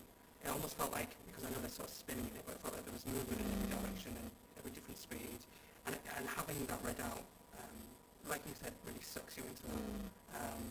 So I guess my thing would just be like, I'd want more. We get direct address from the characters, and we get like silent bits of interaction. I then want to see like more interaction, verbal interaction, and just, being a part as well. Okay, it's really cool. Yeah, I suppose it's really difficult, because you said earlier, like, when you're like trying to give notes, it's not about, I mean, it'd be a waste of time me saying, have you ever thought about the objectives? Yeah. Exactly. And it's kind of more about like, what is the writer trying to do, and how can you help the writer achieve what they're trying to achieve in this? And because it is a bit like just like an angry ball of dramatic poetry, and you might really feel the love as well of kind of just what could I can kind of hear Louise thinking, what could be really cool and exciting to see next? What would be like, what do I want to see on stage that would be exciting? So yeah, it's just... Yeah, actually I think that's quite a good, in terms of receiving, I mean, because, sorry to interrupt this, we'll go back to the beginning, but because if I don't say it now, I will forget it, because I'm old and I forget things. Actually, often a bad note is the wrong note for the wrong play. So different plays demand different approaches, actually. And I think that and there are people who think that plays can only exist in a certain form. And actually a lot of plays that look like plays are not very good, because they have no dramatic energy. So I've often read things that have been dramaturged to death, and they have a perfect 3-act structure. And again, there's no energy in there at all. There's no dramatic movement, because everything should move all the time. Something, as we all know, the dialogue is kind of the icing on the cake, as it were. But actually, there should be a forward motion or a progression all the time in a play. So sometimes things that look like plays are actually internally static. And I think that sometimes people who have prescribed notion of what a play is, or what a play should look like, or how they should approach a play, they will come to the play with the wrong set of notes, because they're asking the wrong questions of the play. And I think that's the only time I think a playwright can get really disheartened or disorientated, because strangely they can't answer those questions, because the wrong questions are being asked. So the wrong questions to ask of this is, it is kind of, we could ask about the motivation, actually, because I think actually there's a clarity in that. I don't think I don't think that's not clear. Mm-hmm. But you don't want to ask kind of literal questions of this play. However, I think you don't want to ask them because somehow you know what's going on, and therefore, even though the play is a surprise to us, strangely, did anyone feel confused? There we go. So in terms of receiving notes, I think sometimes, and again, it's very difficult and becomes more and more, as you get more experience, I think writers actually have to know that they're going to get, I mean, there are just people giving bad notes and asking the wrong questions of the play, but often amongst very bad notes there are good notes. And as you get, you have to instinctively be able to shift the bad notes from the good notes and have to be open enough to take all the notes, but then be able to draw out those good notes. And also I think often, I'm sorry I'm talking about this and we'll go back to note giving, but if I don't do this now, I'll never do it. Where was I? Bad notes and good notes. And often I think somebody will offer up a note and spot a flaw in a play, maybe in one scene, but actually often I think it's like having an ache in your body, that the ache manifests itself in the wrong place. And often the answer may be somewhere else entirely in the play.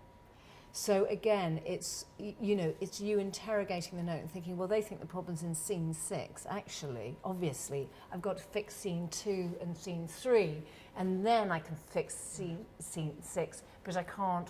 Fixing scene 6 alone is not going to work, because all plays are organic things and they're all joined together. They are like a body, So, so I'll stop talking now. So sorry, chaps, that just occurred to me, and let's go back. Does anybody else have notes to give Louise? Yeah. Only sort of like actually similar to what you've just been saying is like reading it. You get such a sense of like that this is an experience, that this is sort of like a world unto itself, and much like what you're saying, it's like rather than being on a stage, I feel like in order to experience it in the same way that we actually just have, is just to drag through it, and like it's an immersive theatre experience. So like it sort of almost needs to be in a club, and like the audience are brought through, and this thing is happening around them, because only then do you get sort of like the sort of the vibrancy of, I'm assuming, was in your head, and like all this is sort of happening around them, and they are just the audience is just happening upon a typical night in this particular place, because it just feels so immersive. That's just great. Thank you. Yeah, I just really like the rhythm of it. It just really sort of comes off the page, the dialogue, and I think you could do it in a number of ways as well. But I just really felt it, just really colourful, exciting setting. Yeah, just exciting, which is always good. We watch so much stuff and you want to be excited. So much stuff misses that out. So that was nice. Yeah, it'd be hard to, it really felt like we need to see more. Felt like the build-up of something. So I think it'd be wrong to pose any questions at this point from this bit, because it felt like I'd need to see more. Yeah, I feel the same actually. That even though there's probably the same amount, I'd need to see loads more before I could ask you any questions. Do you know what I mean? Because it is that thing of, is it completely immersive, or and then it becomes almost directorial as well, actually. So yeah, right. I think I would ask of it is it entirely experiential, right? So that actually it's a dramatic experience rather than a play, as it were. So we are in, or is this the beginning of some, or because there's a language in there, which is kind of, I was reading it more like I read dance, because dance signifies in a particular sort of way, and you can't necessarily literalize the significance of the movement, but you kind of understand from an emotional point of view what is happening. So I suppose I'm wondering whether it's like a hanker play or something, in that there are repetitions, and actually we will follow people's journeys through this play, which is almost like a kaleidoscopic moment, so that actually we will come back to the running man and the beautiful student, and they will actually have a dramatic and psychological arc, or whether you just think, no, this is kind of 10 minutes of and then it's all over, or it's the beginning of something and then it kind of resembles what people would think of as a play. Do you see what I mean? So it's difficult to tell what the arc of this might be at the moment. I guess I don't really know. Yeah. And it's a piece that was written for 70 characters and only had 5 minutes to tell that story. But now I've heard it again after a while. It's like, yeah, I really like immersive stuff, but I would like to shift where people are. So they may be in a club, and then we may go to other places. I do like that kind of work. I didn't really imagine it to be on a stage as such. You know. And do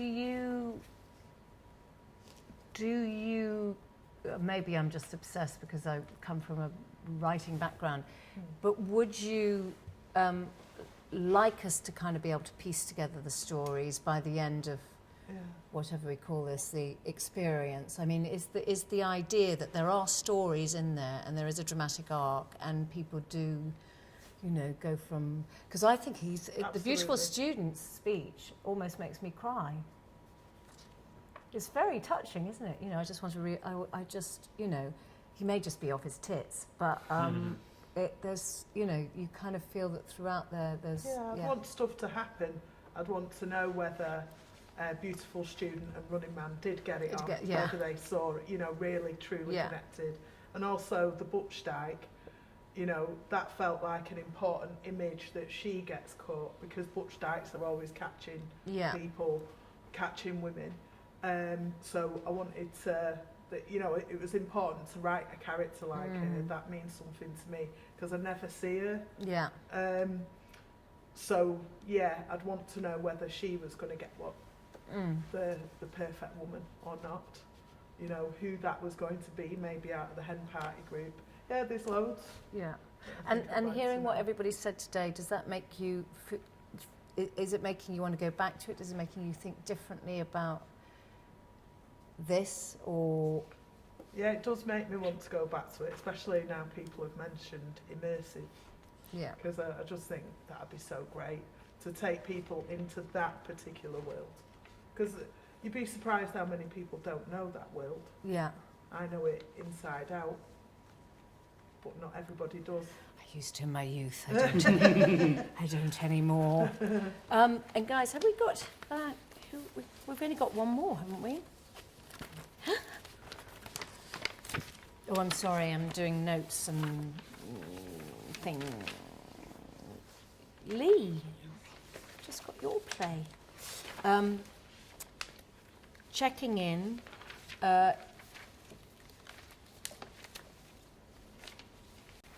don't know.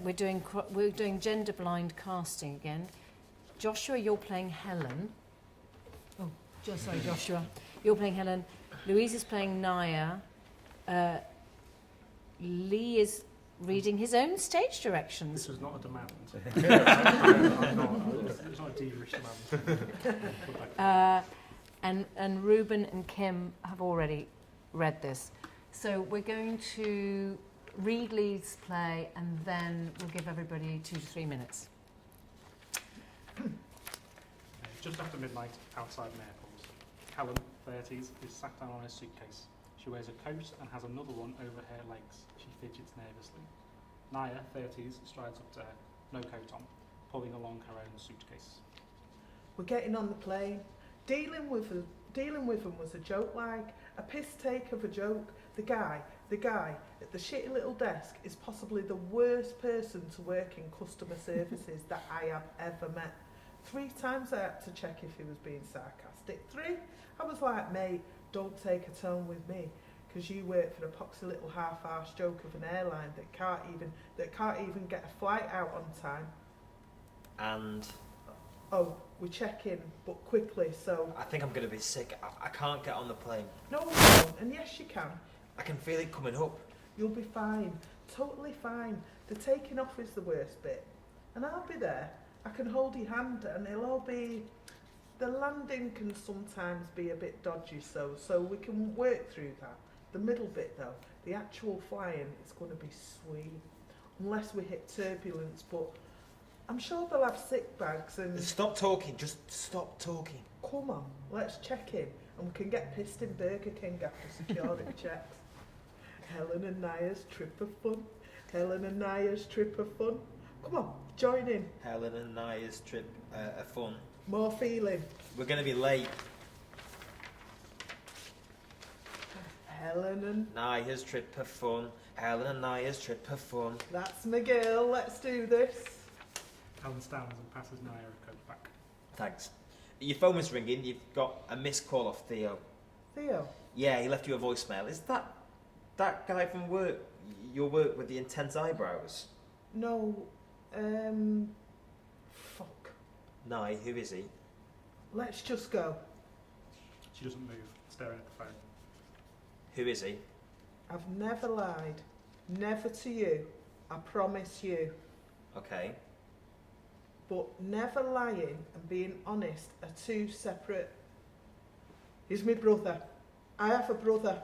Oh. Okay. Okay, yeah, you never mentioned that, even a little. If it helps, he doesn't know about you either. Don't make jokes. Sorry. I'm not mad. I don't think I'm mad, but don't make jokes, okay? Sorry. Why didn't you tell me? You could have easily. I know. It's just... It doesn't bring out a good side of me like at all. Even just mentioning him twits me face in a certain way that isn't fun. He's a gobshite. A top tier one at that.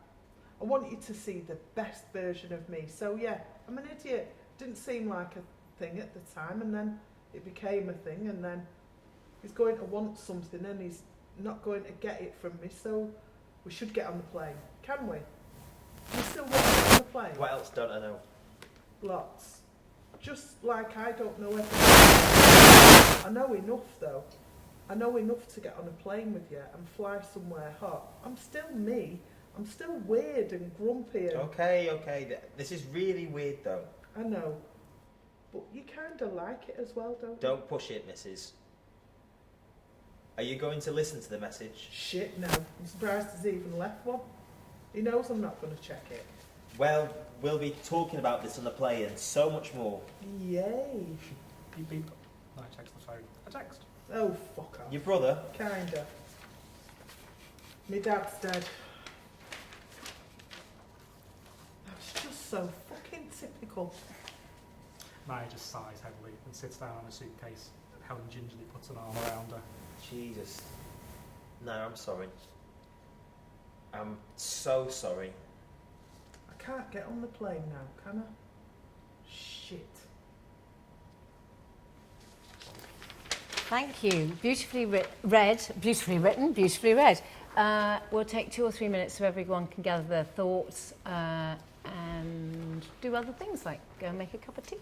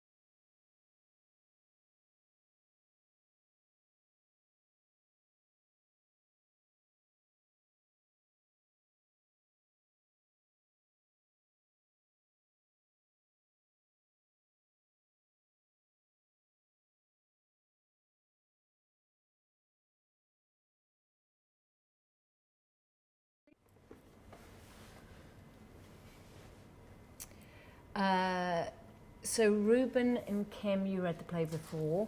Yep. And what are your dramaturgical notes? I mean, do you have a couple of notes?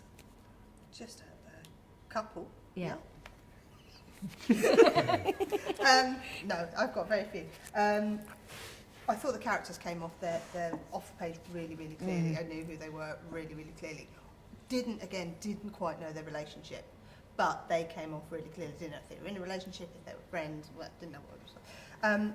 I really liked the pace and all the rest of it. I really liked Naya. She was really funny. The dad's dead bit at the end. This is like pretty much my only point. I found that quite interesting because I suddenly thought, I don't know if Naya would say, I can't get on a plane now. I didn't know. Do you know what I mean? It was like she's going, yeah, brother. You know, like, if somebody texts you, your dad's dead, and that's how they tell you, she's like, oh, well, come on then, let's go. And then that would leave Helen in a kind of different emotional place. That was pretty much it for my notes. But yeah. It was really nice. I love the end bit about the dad. Yeah, I loved that bit. I just wasn't sure why Naya actually told Helen about the brother. I just thought that she could have actually been caught out, because I think Helen was being quite reasonable about, oh, you just got a missed call. It was quite casual. So you could have gone, oh, Theo, all right, that's just someone else. So if you'd have been caught, or if you had to take the call, some other way, if she could have actually been caught, so that she had, so backs against the wall, she has to say about the brother.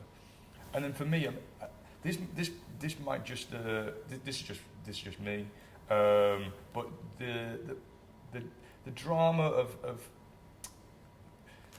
the brother not knowing who she is, for me, like that I don't know, didn't hit a sort of dramatical peak for me. I mean, it's a shit thing, but maybe because I don't know the relationship between the brother, I think it could have been heightened by, I don't know, let's say that if you lived with someone, if you lived with a parent, say, and you're with that person every time, and then you didn't tell the parent, that they're seen every day, or even if you live with a best friend, but because this brother, especially when you get to a certain age, brother, sibling relationships aren't always really strong. So maybe this is strong, but it just didn't quite. I was like, that's a shit thing that they would talk about, but it wouldn't be a sort of, let's get to the bottom of it, for me. But. And actors, how did it feel? How did you? So I didn't. In your cross-dressing role. I mean, those things I do, I think, are absolutely true. Like the choices that they make and the way that they deal with them. I mean, so they don't make sense. I mean, like, you do think they're unbelievable. However, I thought that was intentional in that there's a real creepiness about it. Like, I found it really creepy the way that she didn't talk about the brother, and she says, and then she's overly apologetic for not mentioning some brother. I was like, why does it matter? And then at the end, when she says, my dad is dead, so I can't get on a flight.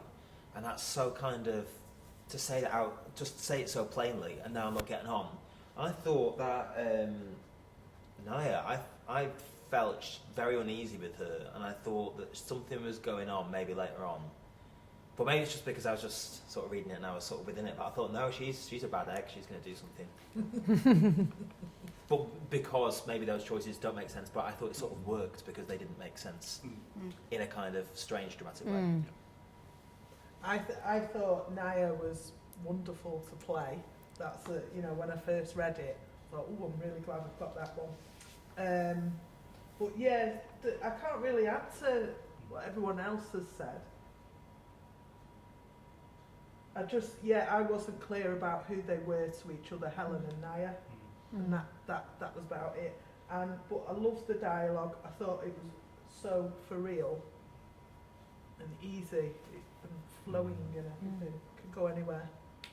And Tim, you? I'm going to sound like a broken record. Very similar things. Lovely characters. Lovely, sweet chat between the two of them. Didn't know their relationship.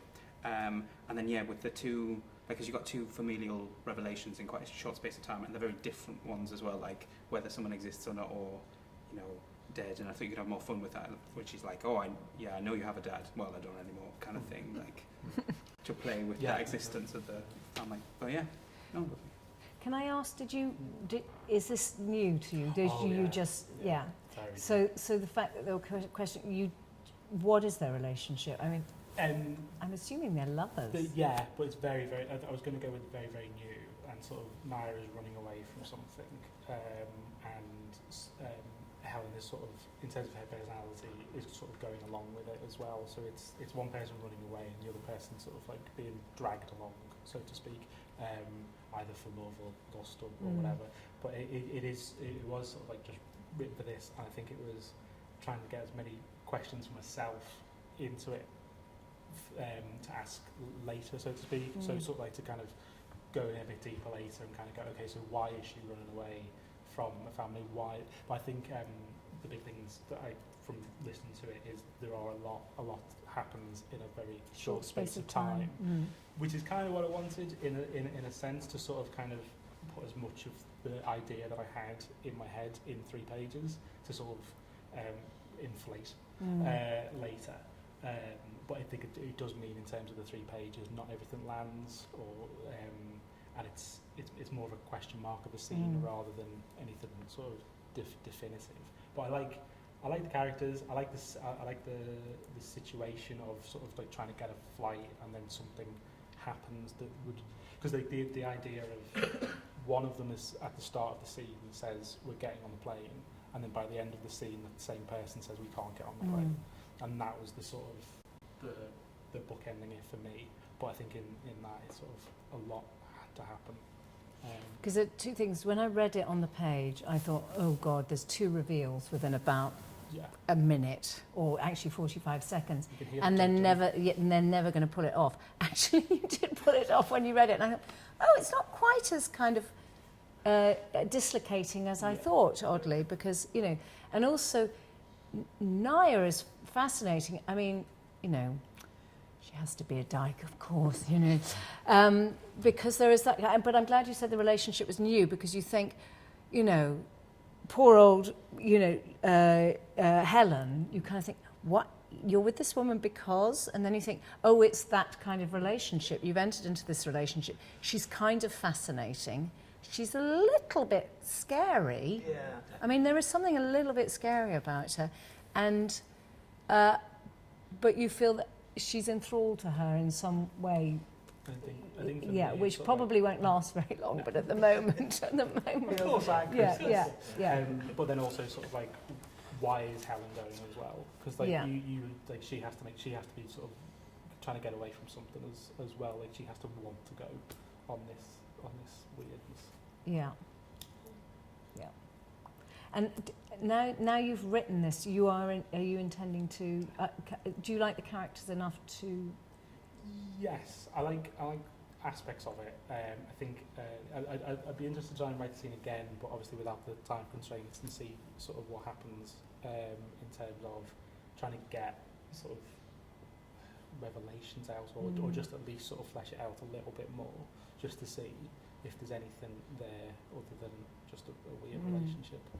But And guys, I was going to say, you were all really good at taking notes. I was wondering, have you ever been, what has been your experience before when you've been in situations where you've been given notes? I mean, have there been situations where you felt defensive? Have there situations where you've just thought, actually, these notes are so bad or misconceived that I don't even want to listen to them anymore? I mean, as for maybe less experienced writers out there, what is your experience of receiving notes? And is there anything that's happened today that will help? I mean, has today been of interest? Is there anything that will help in the future or has been illuminating or enlightening? I always think there are only notes in terms of as far as they're helpful for you. I always think like the best notes, you sort of, they ring bells and you go, oh, I knew that. I knew that was a problem. I knew that you sorted. And I just didn't want to confront it because it's a pain, because it means I'm going to have to do a lot of work to sort it out. And even very, very experienced writers think that. They kind of go, I kind of thought I might get away with that, and I haven't resolved that. And so even the most experienced ones can think, well, damn, I've been caught out. But also what that reveals is that actually as a writer, if you know you haven't dealt with something, oddly it will be felt and revealed on stage. So even if people reading it missing, it will somehow be exposed. So it is kind of your job to fix those things that you sneakily know haven't been thought through. And then other things I think it's difficult to get like affronted by, as long as the other person is a kind of pleasant person, because you just go, well, I don't think that's true. Yeah. So you just ignore it, which might be wrong to do so. Yeah, you've got when I first started getting notes, I was totally defensive. Went home weeks, those that, I'd be tearing myself up, but that I was young, I haven't studied to be a writer, I just am one.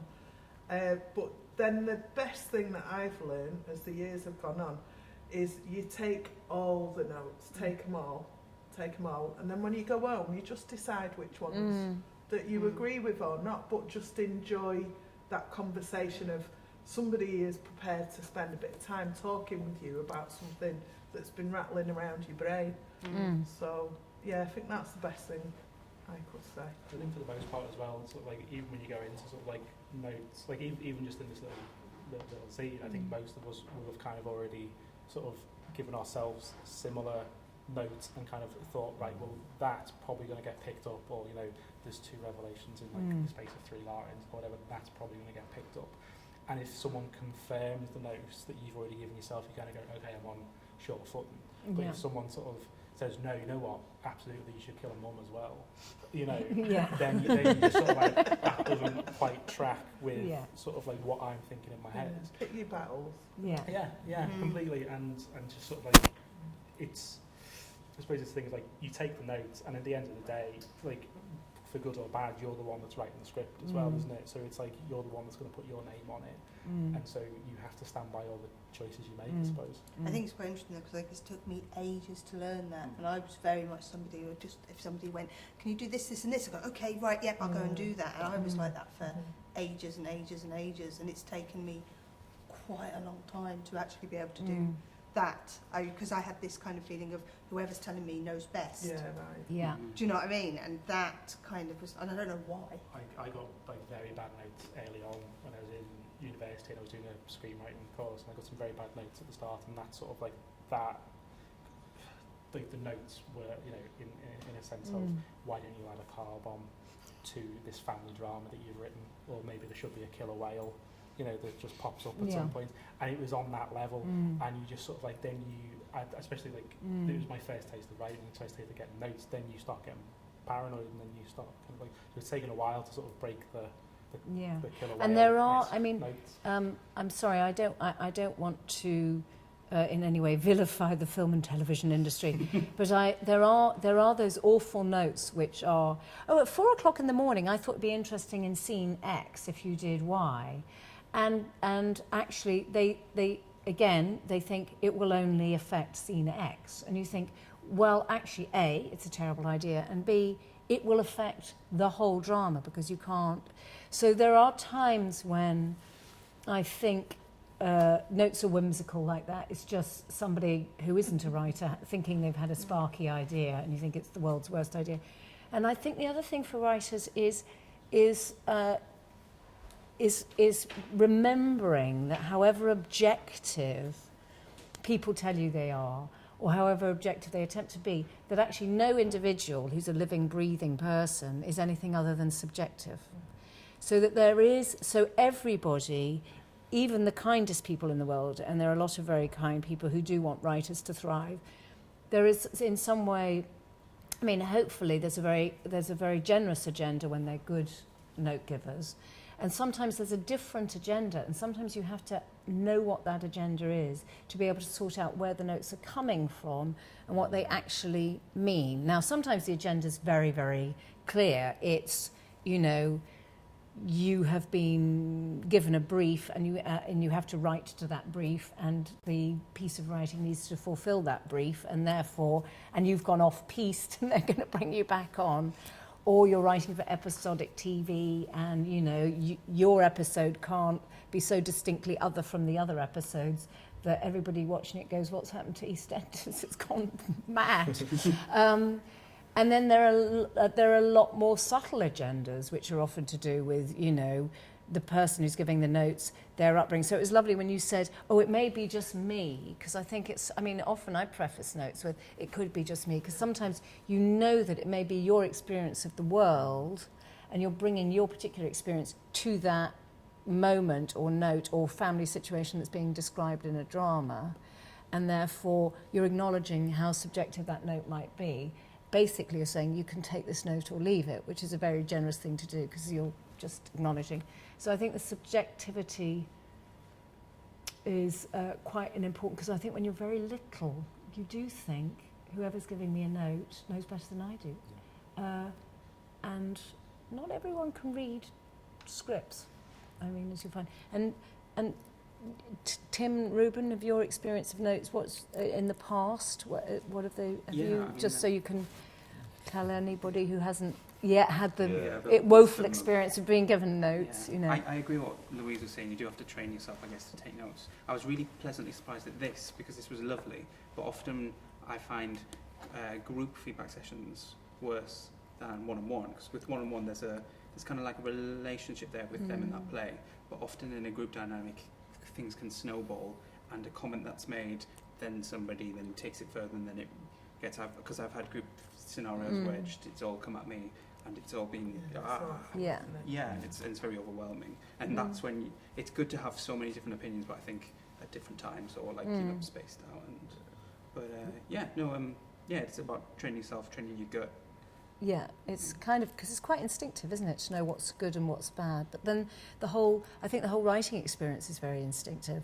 And so people kind of, so I've also been I mean, you know, I maybe shouldn't say this, but I don't think everybody can write plays, like not everybody can write a novel, you know, so there's, because I do think you either have the talent or you don't, and a lot of it's to know what instinctively will work and what doesn't work. And obviously the more experience you get, the more your instincts get honed, and actually the more craftsman-like you probably become. But I think unless you have that instinct and you understand dramatic action from your very belly, you probably will never, no matter how many courses you do, you probably never write a great play, you know. So that's, and Rubin, Yeah, actually, this was really just nice and just useful to remember that it can be a good thing, it can be a positive thing. You know, like-minded people in a small group discussing things and make you think, you know, inspire you to, oh yeah, that works, I'll take that. But yeah, I have had. I think it's really interesting what I have had negative experiences. I think it's really interesting what you said about that a good dramaturg being one that understands where it's come from. So I think I've had experiences where they haven't understood where it's coming from, and they're seeing it from their point of view, and I have then been in a position where I have been defensive, because I'm thinking, well, what do you know about growing up in the woods in Salford? Do you know what I mean? This is from your experience, so I think